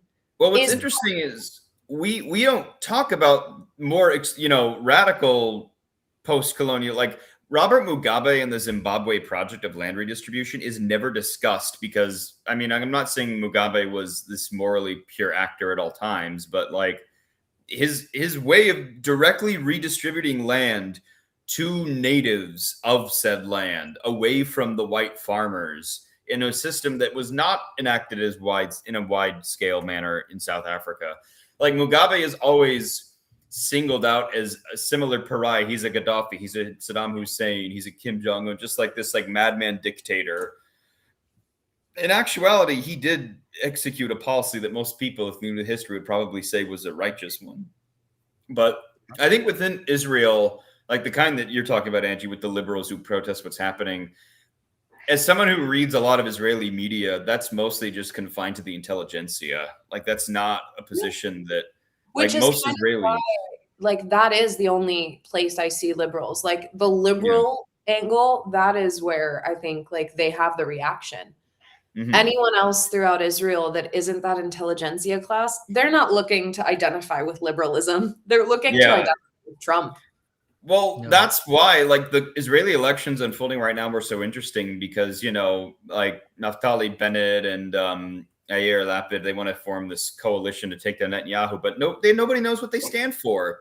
Their policies are almost identical to Netanyahu. They also, they're criticizing Netanyahu from the right because they know that the right is more powerful in Israel. It's just a different douchebag wants to be king. All they stand for is not catching the same corruption charges as Netanyahu. Policy. That's the difference in the platform. Is just you won't get caught. Like this, that's how it is in the U.S. too. Well, pretend that there's any real difference in many of the electoral choices that we have. Is they tell us they're different. Well, there is a communist party in Israel that runs on. Well, no. What's funny though is that the Lapid and Bennett coalition could take down Netanyahu if they would just accept a single Arab party into their coalition. And they're not going to do that. They won't even let the Arabs speak Arabic in Haifa. There was a clip that just went viral of an Arab spokeswoman kind of like spitting in their faces that like it's legal for me to speak the ancient language of my city in our like just and the audience is heckling her. The audience is like tearing her a new one. The entire time. We're at a point where like the language is not tolerated yet. Switzerland can hold like 6 languages in Geneva, and Israel is struggling with a language that hasn't even been around for like 100 years, by the way. Like modern Hebrew is not ancient Hebrew. It is not. They brought back a dead language and mixed it with Yiddish, which is pretty much German. But and Yiddish is also dying because Hebrew has, Yiddish is arguably the more ancestrally Jewish language, and is the dying Jewish languge. Like I got to be honest, you guys, I'm starting to think that these Israeli people aren't that great. I'm not crazy about it. I'm starting to form this opinion. But you know what's funny is because, I mean, we all know how Holocaust survivors were actually treated horribly in Israel. Like within Israel, they actually had some of the highest poverty rates. Are treated. Are still right. Of the few who still are alive, But Yiddish, it was stigmatized to speak Yiddish in Israel. Like Yiddish was seen as a low-class language because, again, it was this part of Zionist myth-making of remaking the Jewish man into a strong Like that's part of the reason why they saw Holocaust survivors as victims, the weak victims who couldn't fight for survival, just as like the people who migrated or made Aliyah, quote unquote, from the Pale of Settlement. Like you were the weak ones. Yeah, these systems are predicated on leadership from predators in order to fulfill what's needed from the U.S. State Department. Mm-hmm.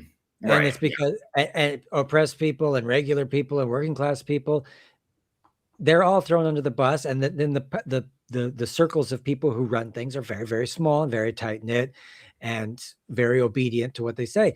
Today, my wife finds an article on Tagesschau, which is the German state media. I think I talked about this before we started, where they said that they kidnapped, that the Maduro government kidnapped like hundreds of people and held them in prisons without, but there was only one case where this happened. But he totally ignores, that the German media completely ignores the fact that, you know, the United States just actually kidnapped their presidents. Speaking of kidnapping, and then they tell the story about this Swiss guy who was in his boat. He got off course. He landed on this island. Venezuela had just had a coup that just happened to them. Mm-hmm. They were a bit nervous. They looked at his GPS thing. It looked suspicious. So they took him in and they, you know, put him in jail for an extended period of time. I don't know anything beyond that. This was all based on the testimonies of these people. And then they said, oh, yeah, and 20 other people this happened to. We don't name them. Like if an unidentified boat like landed on a random American island, like attempted to dock, there would be a cartoon shaped hole through the boat before they would ask to look at his GPS. What do you mean we're upset with them for like? That's what, again, the West can't understand the psychology of a nation that is under siege. Like the idea that despite operating as if they are, right. like operating from a level of urgency as like they're gonna get us. We gotta. right. Like they think that the invading army are like, you know, like refugee seekers from South America. Like that is the closest thing. They genuinely think they're under invasion from that. Whereas, you know. I think that more Americans need to understand that your Coast Guard is doing more to keep you in than they are anybody else out. No one is coming for you by sea, guys. No one's like. You know, what's funny is Abraham Lincoln actually said that in a speech before he was president. He said that the U.S. is going to fall from within because no country is going to come and invade us. Dude, the Japanese came the closest. When Mexico finally gets healthcare, and then there's already this huge border across the southern border, people are clamoring to get over it. When they're Angie using says that, like sticks to push the Americans back over the wall. They're like, stay back. The great American the healthcare refugee crisis. Dude. Of 2028. I'd fucking be there. When JD Vance it's 2028. JD Vance has just been declared president by the Supreme Court. The thing is that in this past year, there hasn't, like, if the economy wasn't as bad as it is, we would have data on the women who are traveling out of the country for abortions. We would have data on people who are leaving the country. Guys, I plan my dentist appointments around when I'm going to be in Lebanon. That's a very, like... a country that is literally under attack right now, by the way. I get my teeth done in a war zone. How about you? Should I get my blood test done there too while I'm at it? Dude, get everything done there. So, I'm the only one of y'all who has no way to get healthcare right now, by the way. Like, you guys are... You worked hard enough, you could have that Italian citizenship, and that's why I don't feel sorry for you. Straight up.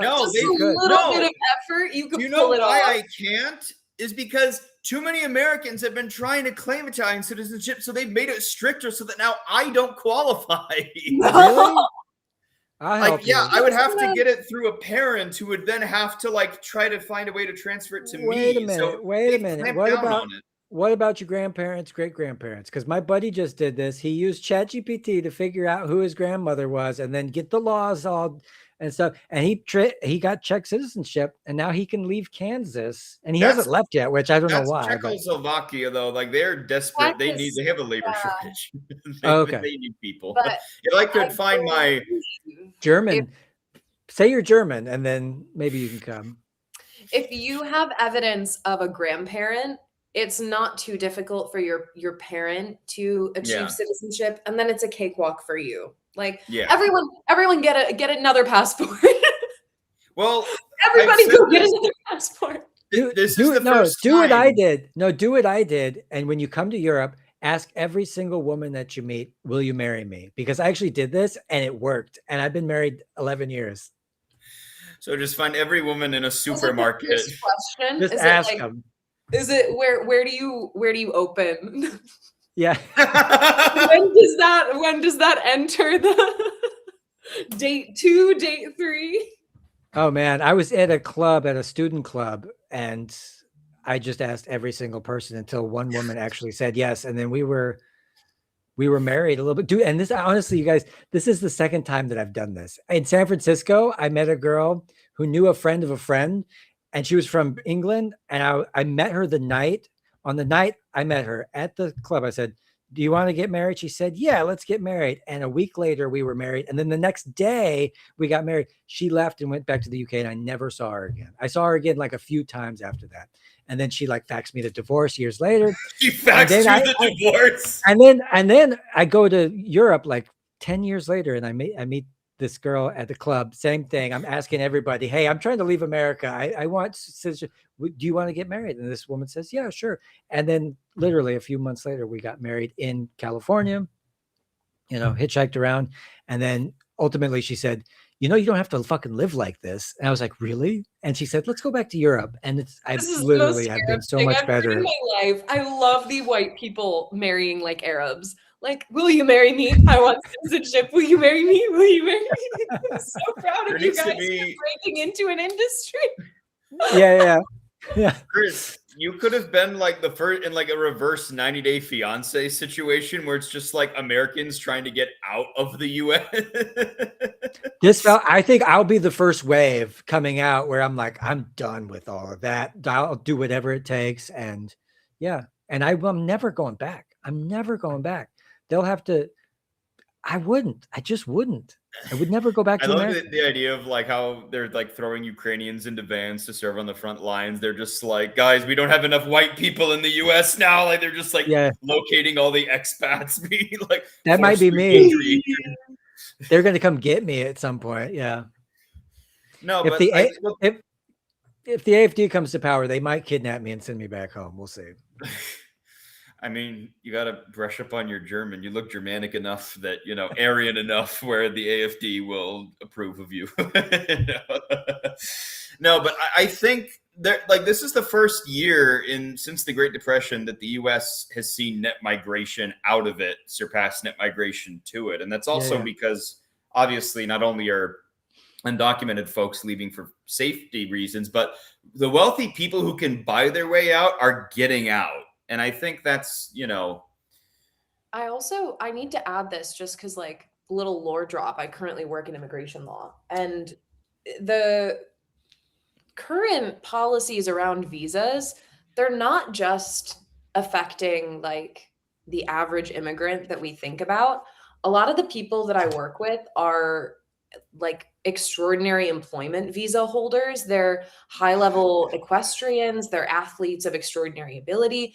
They are people who are of a net worth that can afford to pay their way into the US, and they are now having their visas revoked. We're talking like the millionaire class of Europe and South America that come to the US in order to compete in their sport or to engage in their business, who are having their visas revoked for something like, I have a particular case that's like a 10, 15-year-old DUI that has been cited as the cause for a visa being revoked. And this is one of the wealthiest people in Chile who comes to the US frequently and has been coming and going for years.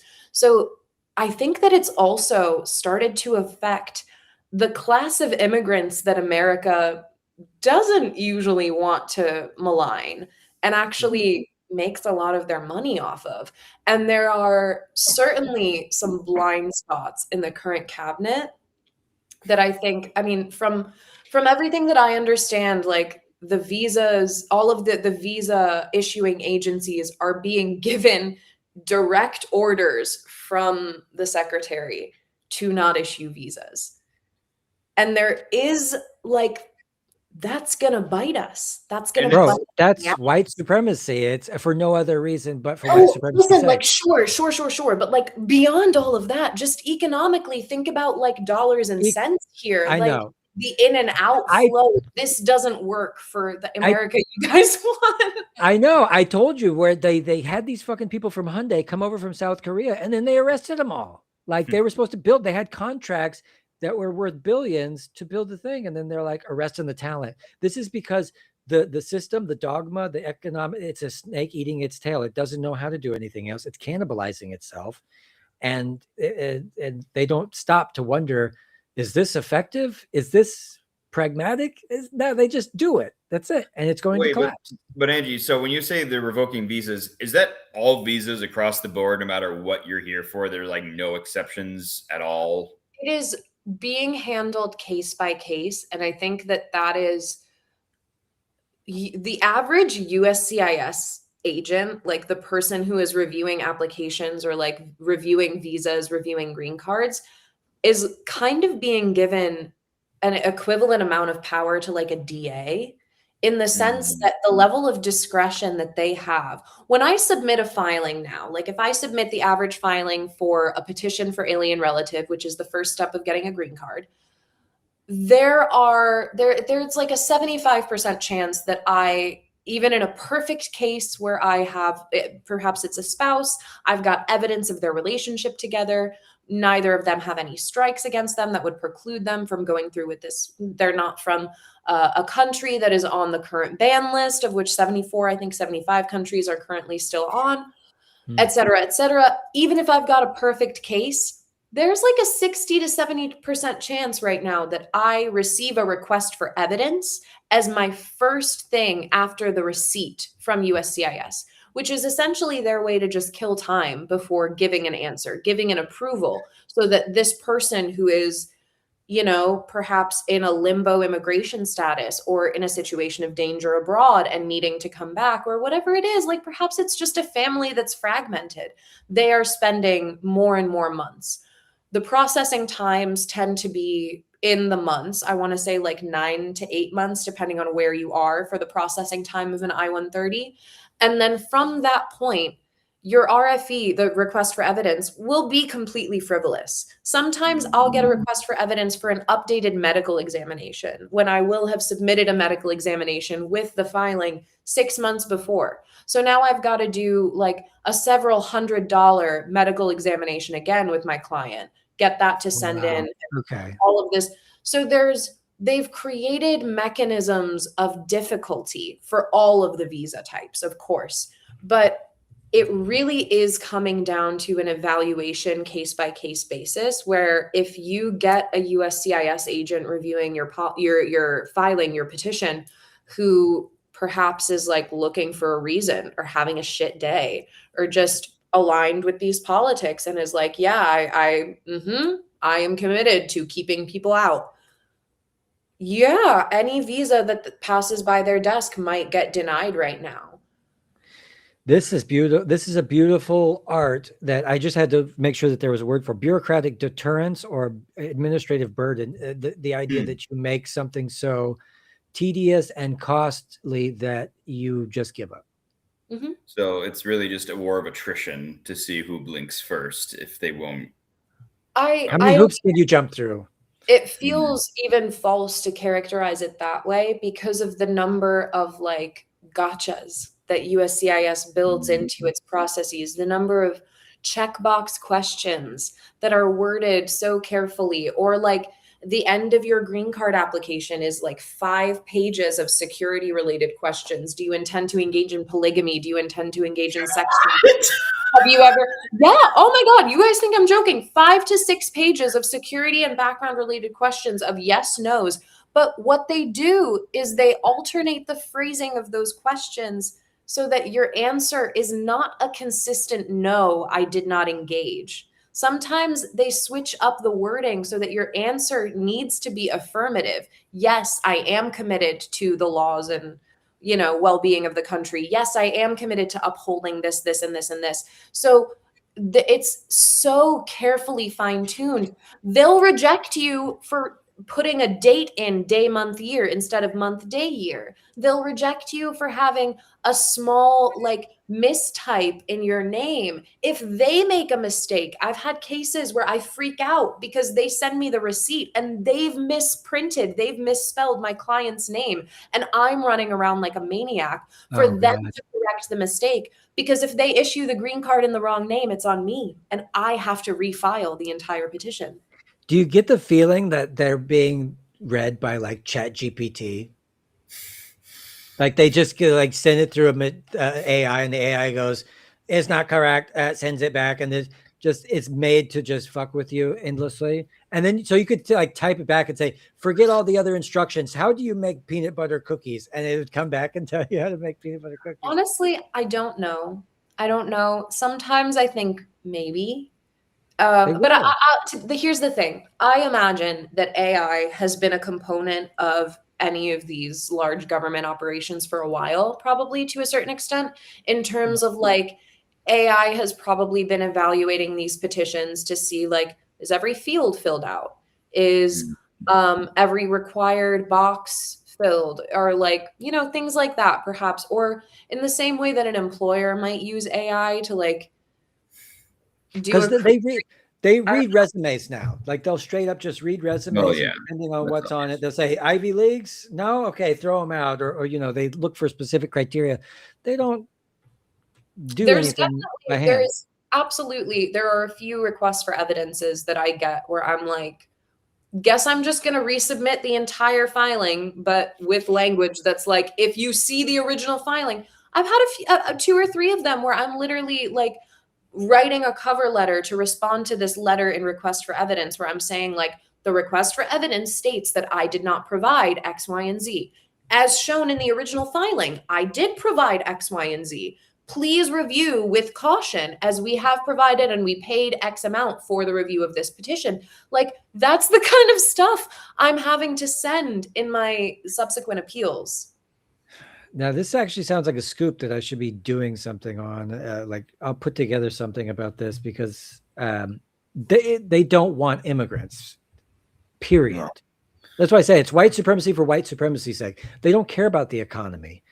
They just want to be around white people for the final decades. Well, there is the JD Vance faction of the MAGA movement. They are using this. They're couching it in economic terms because they think that this is going to create more job opportunities for Americans. They are using the hillbilly elegy strain of the Republican Party to say, there are no jobs. But they know that's not true. They have to know that that's not true. They're either idiots.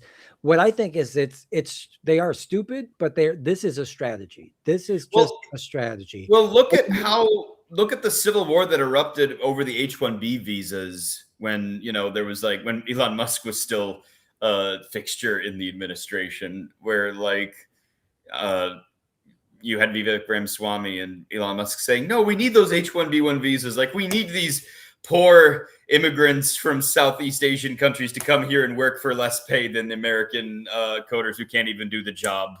Well, really? there was a contentious issue. I will say, and I only interject because, daughter of an H-1B right here. My dad came to the U.S. on an H-1B in the year 2000, I believe, early 2000.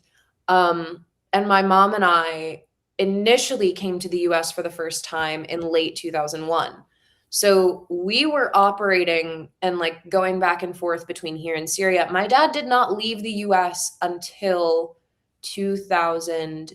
He left the U.S., but was not able to return to Syria until 2017, 2018, maybe. Okay. Because the contingencies of his H-1B made it so that he was putting his status in the U.S. at stake if he ever went home. Yep. And that's not just because of the war, right? That's just for all This is H-1B. pre-war. This is pre-war. This is for year all 2000. a lot of countries. Yeah. So I say this only to like put people kind of in the lived experience of someone who's living on an H-1B. Like, you're probably the most educated of your family, if not from a family that's very highly educated, and you've been like one of many that's been sent out to like do better than you can do at home. You are probably alone. You are potentially ostracized from your family, potentially ostracized from any friends or community, and you are literally threatened if you ever go home.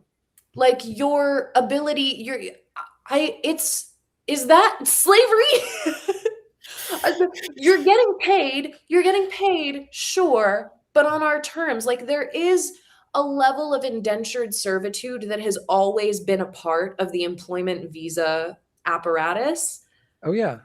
This is what I heard, especially when I started studying tech and tech companies and stuff, is that they get the kids over from India or somewhere else. They give them the Silicon Valley thing, but they tie their visa to their employment. If they terminate their employment somehow, they go home, and this creates a indentured servitude, like you said. And you see this historically. It doesn't matter what the situation is. If you can hook the laborer onto something where he's dependent on, now we have it for everybody. It's called healthcare, and you can't get it unless you have employment. And if you lose your employment, then you lose your healthcare. That means if you don't want to die, if you want to give your kids insulin, you better keep working at this shitty fucking job for, So you're either an indentured servant or a serf. But I think we need to really take a step back with this knowledge of the H, which I didn't know about all the intricate details of the H-1B amazing visa. Yeah. Let's just appreciate the idiocy within the Trump administration, where the case for H-1B visas was indentured servitude that these corporations rely on, and the anti-case for it was no immigrants ever, even if they do labor that we need them to do for like exploitative prices. Like, it's just this is why I say it's like, I also don't get it. Like, it's a strategy of somehow, but at the same time, they're shooting themselves in the foot. And I think they operate under the idea that in order to have social cohesion, to go through a big changes, which America's going through, some growing pains, that in order to do that, they need to have an all white cast or something. They're just willing to lose a few on the way, guys. Like, I think that this is a party that is willing to sacrifice their own, in the sense that they are fine with women being trad wives and giving birth to 8 kids in the home. They're fine with the mom dying on kid 6 if she made it through 1 through 5, because at least dad's got 5 kids to raise and he can marry another woman to help raise them. That's not a big deal. They're not worried about losing their own, because their philosophy is that the only people who matter as individuals are the ones at the top. In order to gain humanity as an individual, to gain any sort of recognition of personhood or value, you do that through amassing wealth and like hoarding it in the United States. These guys have really just rebranded social Darwinism for the 21st century. Bingo. Brilliant. Like, It's individual Darwinism over social Darwinism. Because social Darwinism still implies a level of like broader like equilibrium with the natural element, but there's certainly it's every man for himself, but then there are these cliques and enclaves of the very wealthy who will constantly side with each other, even though they hate each other, but always side with each other over, it's this like, it's this syncretic fever dream of like Ayn Rand and Richard Spencer, although I'm thinking of the wrong Spencer, not Richard Spencer, Robert Spencer, whichever was both apply equally in this case. The white supremacist weirdo and the social Darwinist white supremacist weirdo. Like, the idea that if you are poor, it is part of your biological inferiority, which is, I think, still like all these Silicon Valley bros. They do think that and most people on Capitol Hill, for that matter, they do think that they have gotten where they are because there is this innate superiority to them and only them. Like Elon Musk clearly, like that's why he's obsessed with like having all these baby mamas everywhere. Is he thinks he's told some of these women like, I want to like create like better humanity, like just these eugenicist talking points of just bettering humanity by spreading his seed. Yeah. I loved it. It took me a second too, because, you know, he came out and he seemed like he was doing something and I wasn't paying attention. And then you get to know his personality. Then he started talking about population collapse. And he goes, oh yeah, the population's going to collapse. I go, but there's people other places though. So what's the big deal?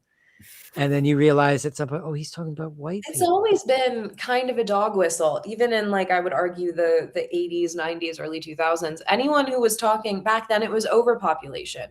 If you heard anyone talking about overpopulation, that was a racist dog whistle for gotta go give birth control pills to the Africans so they'll stop. Yeah. Like, now it's just inverted to, oh my God, the birth control pill, they worked too good on the wrong. Yeah. It's like, wait, we didn't want you guys to feel like. So now they're working overtime. There she is on getting all of the white people to forget birth control is a thing. Like, forget about that. Forget about that. Yeah.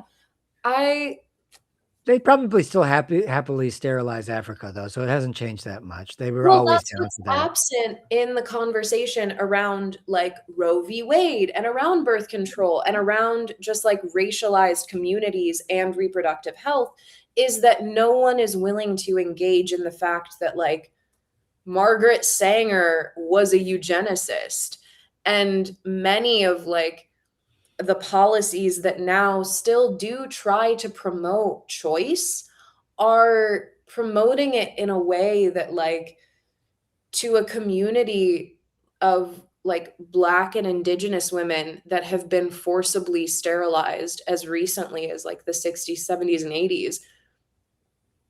Yeah. Reproductive means having the right to like bear your children and keep them with you just as much as it means, you know, choosing to not. That the US doesn't have a good grasp. The West generally does not understand child rearing and childbirth beyond the impact of its like GDP and its commodity factor. I fear.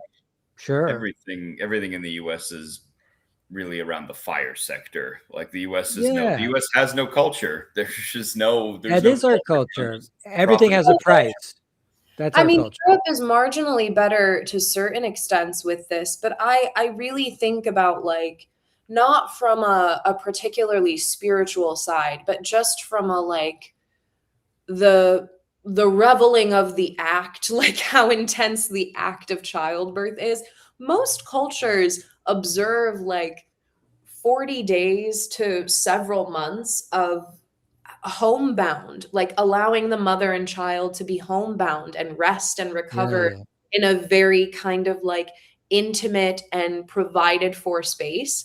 And I know that that is still very much part of the social fabric in places like Ireland and Iceland, some of the Scandinavian countries. But I mean, it's not the case in places like France and Germany and even the Netherlands, where we do like boast better maternity and paternity leaves, but there's still not this understanding of like what it means to be bringing a generation into the political fold and like the impact, what like the political action of child rearing is. Like they have made that the scope of the private rather than the political. And this is because the underlying thing underneath what fuels Europe and what fuels the West is this evil economic system. It taints it, it makes it toxic. And so, children, like you said, are commodities or afterthoughts or taxation vectors And there is... Oh, sorry, go on. That's it. That's all I had. No, because someone in the comments when you mentioned about the immigration questions about polygamy, someone in the comments said, they will reject you for being poly. What about Mormons? And I think this is my hyperfixation. Please, I know everything there is to know about the Mormons. Don't engage really? with the weirdos in the comment section. I do. Because, well, no, but because here's the thing: the other element of having a lot of children and having big families is also from the evangelical right that has been able to take power in the country without having any sizable majority at all. Like, most Americans are against things like overturning the Roe v. Wade. Most Americans are against prayer in schools. It's just the evangelical Christians made such an airtight pact with the Republican Party that they became a force to influence politics even from the Democratic side too, even though they make up only 20% of the population. And in the Bible Belt, there are a lot of people of these convictions who will, you know, homeschool their children. I know, look, I had very good, a lot of friends who were Mormons growing up, and eventually they were taken out of public schools and they just kept having kids. And eventually they moved to a trailer in the middle of the woods to be away from the evils of secular society. Like, guys, I was baptized Mormon in a Mormon church and had to go. My mom wasn't Mormon, but she sent me to my aunts and uncles and I had to go to church with them all the fucking time. Those people are fucking sick. And they baptized you without your mom's okay. Yeah, wait, no, she was just like, she was chain smoking. Like, yeah, go do it. Go do it. You'll be better off. Better than nothing. Better than nothing. So I just don't want you to be here. Just go get baptized. To the point of the commenter, when Utah was seeking statehood, Mormonism, I can't remember which prophet it was, but Mormonism is led by a prophet, by an elected prophet, just an old ass white man. Brigham Young. He was Brigham like Young. He wasn't the original. Joseph Smith. Joseph Yeah. Smith is the original. Brigham Young is actually only the prophet for the Latter-day Saints sect of Mormonism. Following the death of Joseph Smith, they splinter off into a bunch of his poor wife. His poor wife starts a whole sect of Mormonism that's non-polygamous, because the whole way that Joseph Smith gets polygamy into Mormonism is that motherfucker starts writing his wife Emma letters from God. He's writing them. He's writing the letters and he's like, "Dear Emma, it's me, God. I think you really need to let Joe get his dick wet tonight."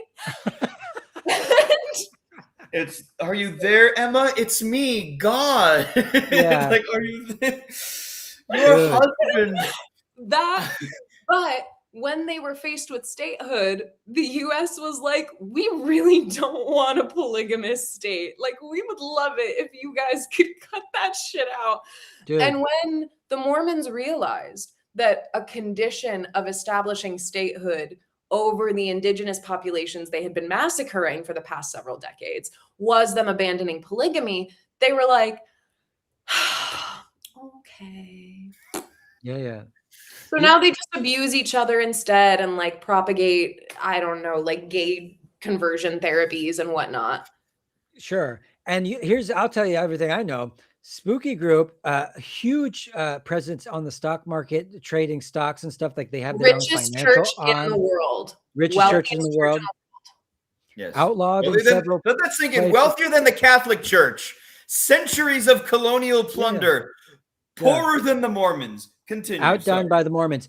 They have a high rate of working for the Defense Department, because all the testing facilities for a lot of the military industrial complex exist in Utah, Colorado, in the West, because there's the space to do it. The dude that started it also swindled people by telling them that to invest money, which he made, conveniently disappear at some point. Then he started the thing on the East Coast and of course got chased out, and then ended up in Indiana, where he started up his own kind of thing there. And he starts wife swapping and doing all this shit there. And they chase him out of town there. They get more and more followers. They do they finally get to Utah, which nobody wants. And at the time, it was a gigantic thing called Deseret. That's why if you go to Salt Lake City now, the newspaper is called the Deseret Times or whatever. And they just, whittle it down, but they just let them be there, and it's been that way ever since. And then, in Idaho, there's a bunch of fucking Mormons and stuff. I hopped a train from Las Vegas one time. Yeah, in this region. I hopped a train on Thanksgiving Day, went from Las Vegas, like a coal train, got in the back of a coal train and rode, got to Provo on Thanksgiving Day. The bulls pull us off. The cops pull us off, and they just said, "Are you all right?" I'm like, "We're all right." He's like, "All right, happy Thanksgiving." And we trudged through the snow, and I drove through this town. There was like a fucking church, a Mormon church, every 10 blocks or something. And it was amazing because it was a small town, but there, and yeah, bizarre people, bizarre customs, and very American. It's the American frontier, evangelical. Do you guys know even more industrious? What's that? What? Like, do you know the base story? The mythos of the Book of Mormon. Of course. It's Jesus coming to Utah. It's Jesus out back. It's Jesus out west steakhouse. White Jesus, not Middle Eastern Jesus. But the belief is that the Mormon people are one of the 12 tribes of Israel who, scattering, in a boat during the time of the Israelites, make it to California and are live, laugh, loving. They're actually the root of the Native Americans, because the Mormons have to explain the Native Americans. They're like, where did these people come from? I'm getting to the seer stones. Just wait. I love the South Park reference. Of course, from Chima. The belief is that once they arrive here, half of them remain faithful, and the other half become zealots, become just nature worshiping, the indigenous people of the US.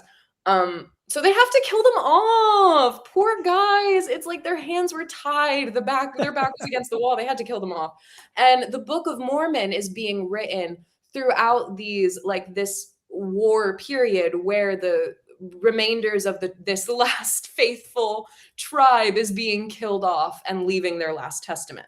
How did Joseph Smith get this book? I hear you asking. When he's in New England, he's like a little child, and he's like, God, I don't know. I don't feel, my heart is like in this new awakening age, and I don't know which evangelical to follow. God's like, chill, 10 years, I got you. He starts having these visions of an angel Moroni who's telling him, do you want to dig? Go dig here. So he digs. He follows his vision. He goes and he digs up some stones that are written. They're written in scripture in Reformed Egyptian. We'll get there. How is he going to read the stones, guys? Thank God. God sent him seer stones. Now, this actually has my understanding of this has been corrected, because in traditional Mormon lore, what he would do is he would look at the stones, pull up the picture, and then put his head in a hat and read it, and he would translate it like. No, oh yeah, the dum dum. Joseph Smith wanted to do that. Dum. This is Angel Moroni. Joseph Smith put his head into the hat, and that's how God would translate everything for him. Someone said in the comments Sears catalog stones, which I think is just that is the most brilliant. That is we brilliant. Wish. Oh my God. Brilliant. Magic Hat, was that real from? Yes, that was real from Chima. Yeah, Chime. Yes, that was real. Oh, this is real. That South Park episode was not just making. I'm not done. Yeah. Sorry. Continue. Yeah. Where's the stone, guys? What's Reformed Egyptian? I hear you asking. Sure. We don't know, because God took them back. Great grift. That everything was written on. They were gold. His treasury was down. So God took the tablets back, and we've just got good old Uncle Joe's word that the hat was a good translator. The original Rosetta hat, if you will. I love that, it. guys. This is like Scientology is a batshit theology, and I actually think Dianetics is a book that should be studied by psychiatrists. But Mormon theology, I'm like, it makes sense that the majority of the bullshit fantasy authors of the American contemporary literature age are Mormon. It makes sense that Stephanie Meyer is Mormon, guys. It just Yeah. makes sense. It just makes sense that Twilight was written by a Mormon woman. Yeah. Convert Joseph Smith, scholarly, excellent sci-fi writer. the scholarly article, like the convergences of Mormon theology and vampire young adult fiction by Bitar et al. Yeah. Get some thesis bumping, guys. I love it. Unfortunately, there are actually plenty of Mormon women who are much better, ex-Mormon women, I should say, who are much better adept to have that conversation, that are doing that work. So I'm happy to point to them. Alyssa Grenfell is a great creator on YouTube, and who has written a book, I believe, about leaving the Mormon church, who does fantastic work just really researching and diving deep and like exposing the institutional elements of the Mormon church and its interaction with a lot of like pop culture. So she's looked into the ways in which the Mormon church has really funneled money into influencer culture. I mean, the per capita number of influencers throughout Utah is frightening, given like Utah's 1% of the population. I believe they make up 20 to 30% of the influencers across the United States. Well, look at the Secret Lives of Mormon Wives becoming a cultural phenomenon because of the Mom Talk drama. I mean, I fell asleep putting that show on because I thought it was going to be a documentary. No, it's just a shitty reality show. But someone, Chime here, asked, in that Salberg episode, Joseph's wife tests him by hiding the initial translation. He has to retranslate, but God is angry, so the translation is slightly different. Was that real? Yes. Yeah. That is in the book of, like, in the official Mormon history, in the church's history. Yes, that is real. And the credulous Mormons, like, by the way, the church, like the elders, the people who are, I don't know how else to put it, the board on the Church of Jesus Christ of Latter-day Saints. The prophets, literally, like the prophets. Yeah, the prophets. The modern day board members are, not only do they see themselves as prophets, they supposedly have unfettered access to the tablets, and they refuse to release them still to this day. Like, it is something that they're like, yeah, they're real. Of course they're real. Yes, we've checked them. Sounds They legit. also, though, I think it's really funny because BYU is also have connections to Israel in terms of, I believe they have a research institute in Tel Aviv, and they have done, guys, they've done so much and put so much money trying to establish like a historical archaeological proof for the Book of Mormon. And they keep having to publish articles that are like, our truth is outside of history, and our God calls upon us to have faith even when we are. I say, why would a religion even try to go into the realm of science? Because you would get found out really fast. Like, but it's one thing. No, go on. I'm going to go on a much larger. I mean, it's one thing for, I think, like a faith that is developing from like, because traditionally we would recognize religion as being a progression of pre-existing beliefs and folklore through perhaps one individual or a group of individuals that solidify new tenets, new values that set apart from the original tradition, that allow kind of new followers to slowly begin to ascribe a new tradition. I think that this is true largely of Christianity, of Islam, of many of these other traditions that we see as like respectable religions. But when a guy is like swindling you, the start of your faith, and that's how it develops, there's a much more like, there's a desire to find proof, like to prove oneself and establish legitimacy. But there's also a blind spot to all of the ways in which your religion is ahistorical. The Book of Mormon itself is full of anachronisms. like animals that would not have been present during the time, crops that would not have been grown, things that literally like are just not, no, like that's not factually lining up quite right. So it's one of those cases where it's like you almost have to then try to find legitimacy anywhere you can. You don't have people debating over whether or not the Shroud of Turin is the Shroud of Turin. Like we have things that are old enough to date back to the time of Christ in Jerusalem and in the Holy Land. Although Moses wasn't a real guy, and that's too bad for all you Old Testament buffs out there. It's more even Jewish, even like, you know, Torah scholars will readily tell you Exodus is just a myth. But the other thing about Mormonism specifically was it was only able to come to, you know, the only reason it has that legitimacy of that quasi history is because of a settler colonial framework. Because, you know, like Cahokia in Missouri, for example, there are these mounds from the ancient Mississippian civilization that was there. And at the Joseph Smith's time, it was this universal agreement that nobody thought that indigenous people built these things because they seriously thought they were too uncivilized to actually build any sophisticated earthen mound works. So that's part of the reason why it was so easy to convince these idiot settlers that, yes, maybe we are the real Native Americans, which is also why it ties so well with Zionism into that whole framework of, no, we were here first. Like you Arabs, no. Us Jews, us Ukrainians and Poles who just migrated here a few decades ago, we're the real indigenous people. Yeah.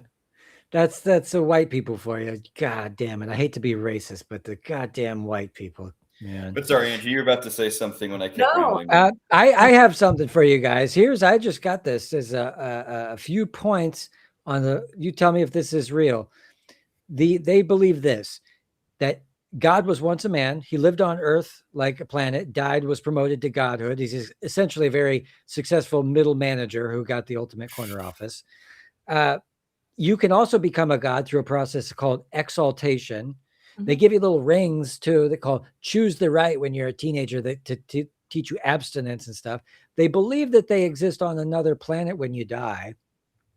There's actually several other planes. So you get, if you're a good Mormon who I believe gets married, like the key is that you have to be married in order to be able to access your other planet, and you followed all the other tenets, then you get to like be the new god. And their belief of theogony is that there is a spiritual father and a spiritual mother who we don't ever talk about and we don't acknowledge as a female god, because so we only pray to Heavenly Father, but they give birth to all of these spirits who fight. Satan fights against them, and then half of them go to hell. So you're already, by nature of existing on Earth, you already made it out of the spirit baby fight. Like you're already clear from demon culture. Well, no, not necessarily, because until the 1970s, they told all their members that black people were black because they were, as a punishment, because they were the angels who were neutral in the fight between God and Satan. Notably, black people were not allowed in the church formally until very recently. But their belief is that essentially, like, there is no starting point God. So they don't know whether the God they pray to is like OG God, or if it's just like Jim who died 60 years ago and did really well. So he and Heavenly Mother, who was his wife on earth. So they believe that when you're bound together, when you get married in the Mormon temple and you have children and you're bound to them, you're bound in the afterlife. And your family continues in the afterlife. So to be a Mormon woman means to get married and then know in your afterlife, you are just perpetually pregnant and giving birth to his spiritual offspring so he can populate a planet of idiots to wear garments and drink like dirty sodas. My like people in my family would go after, like we'd have to go to the church, and then they come home and then they say, I have to go baptize some dead people today. And I was like, what? They also believe that They believe the Garden of Eden was in Missouri, which I Yeah. remember them telling me in their little Sunday school. And then also, yeah, like you said, it says here, the Book of Mormon teaches people that they were cursed with dark skin for being wicked, but could become white and delightsome by being righteous. White and delightsome. Delightsome. You phrase could be that actually- delightsome. That phrase either still exists in a lot of Mormon doctrine or was only very recently removed in the past few years. And even then, it's only because they were trying to, it was the civil rights era and they were trying to reshape their public image. It's not because these people, I mean, the official account is that the prophets on the board, the shareholder prophets, all said that, you know, we prayed to God and he told us, actually, yes, black people are equal human beings. It's really just, they were trying to reform their image at a time when they were wickedly out of step with the rest of the country, which is really saying something. Really saying that's something. where they've been. Only recently did the Mormon church get like barely on board with birth control. Just barely on board. I didn't know about that. Yeah. They're not a culture that can be fast and loose with it, Chris. They are. They do, dude. They have Wrap it up at some point. They love to have children, though. They're up there with the Catholics. I've seen them. And I mean, people have mentioned in the comments here a few times, but like they are still very much a religion that still inspires offshoots. And like their most prominent offshoot in the FLDS, the Fundamentalist Church of Latter-day Saints, which is to this day polygamist and specifically like peddling in child brides. Are they in Mexico too? They have to do it in Mexico. Well, they go to Mexico, yeah. The thing is, I've fallen down this rabbit hole of cults recently, and unfortunately, there's a few different offshoots of the Mormon Church. One is called the Order, which is much more like frighteningly incestuous based in that they believe themselves to be the direct descent line of Christ. So they are trying to essentially like maintain the bloodline as much as possible. Yeah, sounds like Israel. There's a few figures like that come to mind where but it's just like, I think any culture that is that high control and that high intensity is based on those kinds of like predications of repression across all realms of life.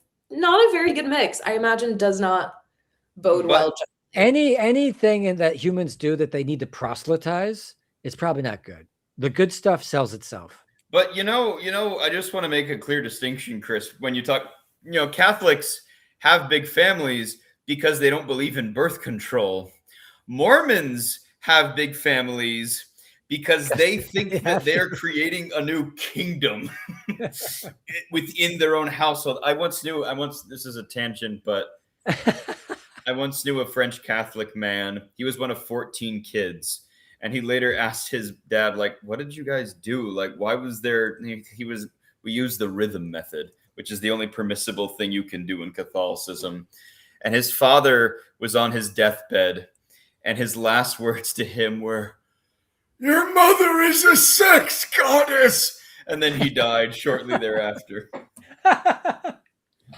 But you see, I respect that angle a lot more than then you exist as a baby machine. The thing is, ironically, that Mormon just like, I don't know, culture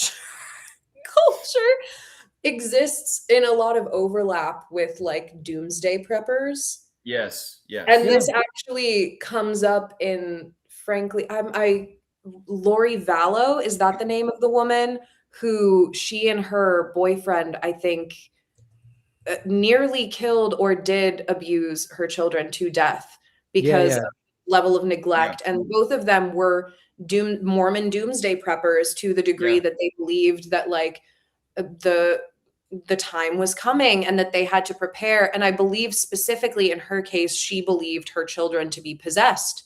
So there's like a lot of that kind of, I don't know. There's I think high desert desert in the United States is really, where were the Haley Bop cult? Where were they from? Because it seems like there's a correlation between New people going Mexico, you're insane thinking and the Heaven's desert. Gate. Heaven's Gate. Like these people go insane in the desert, it feels like. Jim Jones was in Northern California for a while, but then he went to South America. You know, Jim Jones is a whole Actually, new Jim Jones is a whole new, that's a different thing entirely. Jim Jones. sure, is but like- we're talking about cults in general. No, I know, Well, but but he co-opted a lot of revolutionary like language and imagery. Well, had these hippies coming out of San Francisco, and he was in Willits or something like that, and he was just trying to get as many followers as he could. And then Well, he took his- them down his to mother- French Guiana. his mother was also a communist, and he like, yeah, like he was. I didn't know that. Well, a lot of during the civil rights era, the People's Temple were the church you called to get, you know, people to march with you, and where it was like they. I think that was just a sign of the times. I think that it was just everybody was doing it. Everybody would. There was a little twinge of hippie-ish in It everything. depended on the church, but I want to say to your point about the high desert, and this is also part of my hypothesis on the Bible Belt. I think in areas where there are no third spaces, there are no good job prospects. I think the ennui is addressed through religion, like the void that I think it's going down now, and unfortunately, that's why you see people. I wrote this article a while back that totally tied together, you know, poverty, religiosity, taking antidepressants, gun violence. It was all tied to religious states. Other stuff too, violent crime, stuff like that. And it was tied to mass incarceration also. Was tied to Alabama, Louisiana stuff. But the one outlier was fucking Utah, where these people actually have more money than the average religious fundamentalist, and they just didn't fit in with that, you know, thing. So I don't know what their secret is, but they have, you know, as far as income, for the average income for these for these Mormons, I think it's high. Here, let me look it up. I'll look it up. Well, from my understanding, is part of the reason the Mormon Church has so much money is because they are contractors and they reuse a lot of, for lack of a better term, slave labor from their members. When that is part of it. Another big part of it is that a requirement to be a part of the church in any way, shape, or form is to be paying 10% of your income, net, not gross, That's true. tithing to the church. And many members instruct their children to begin doing this from like the moment that they are getting an allowance. Like I have seen reports of members who were giving 10% of their tithing to the church. And they turn around their allowance in tithing to the church as like young children. So and they'll turn around and use that to send young kids to their missions. No. You pay to go on a mission. You pay to go on a mission. Oh, is that right? I should know that because all my cousins went on a mission. The oldest one of my cousins went to Bolivia on a Mormon mission, and then was turned on to the coca leaf, got totally hooked on the coca culture, came back with a coca leaf in his Book of Mormon, turned out to be the world's biggest cokehead like 10, 15 years Good later. for him. Yeah. That's like the best result. That's outcome one could hope for. With that, dude. I have to hop Eagle off Scout. the site. But Yeah, you yeah. guys have a great rest of the time. We're done. We're done. Yeah, we're done. We're talking about Chris's cousin's coke habits. We've run the gamut now. We run the gamut. All right, folks, let's end it now. We're gonna sign off. We have a chat, and then you pay your tithing 10% to me directly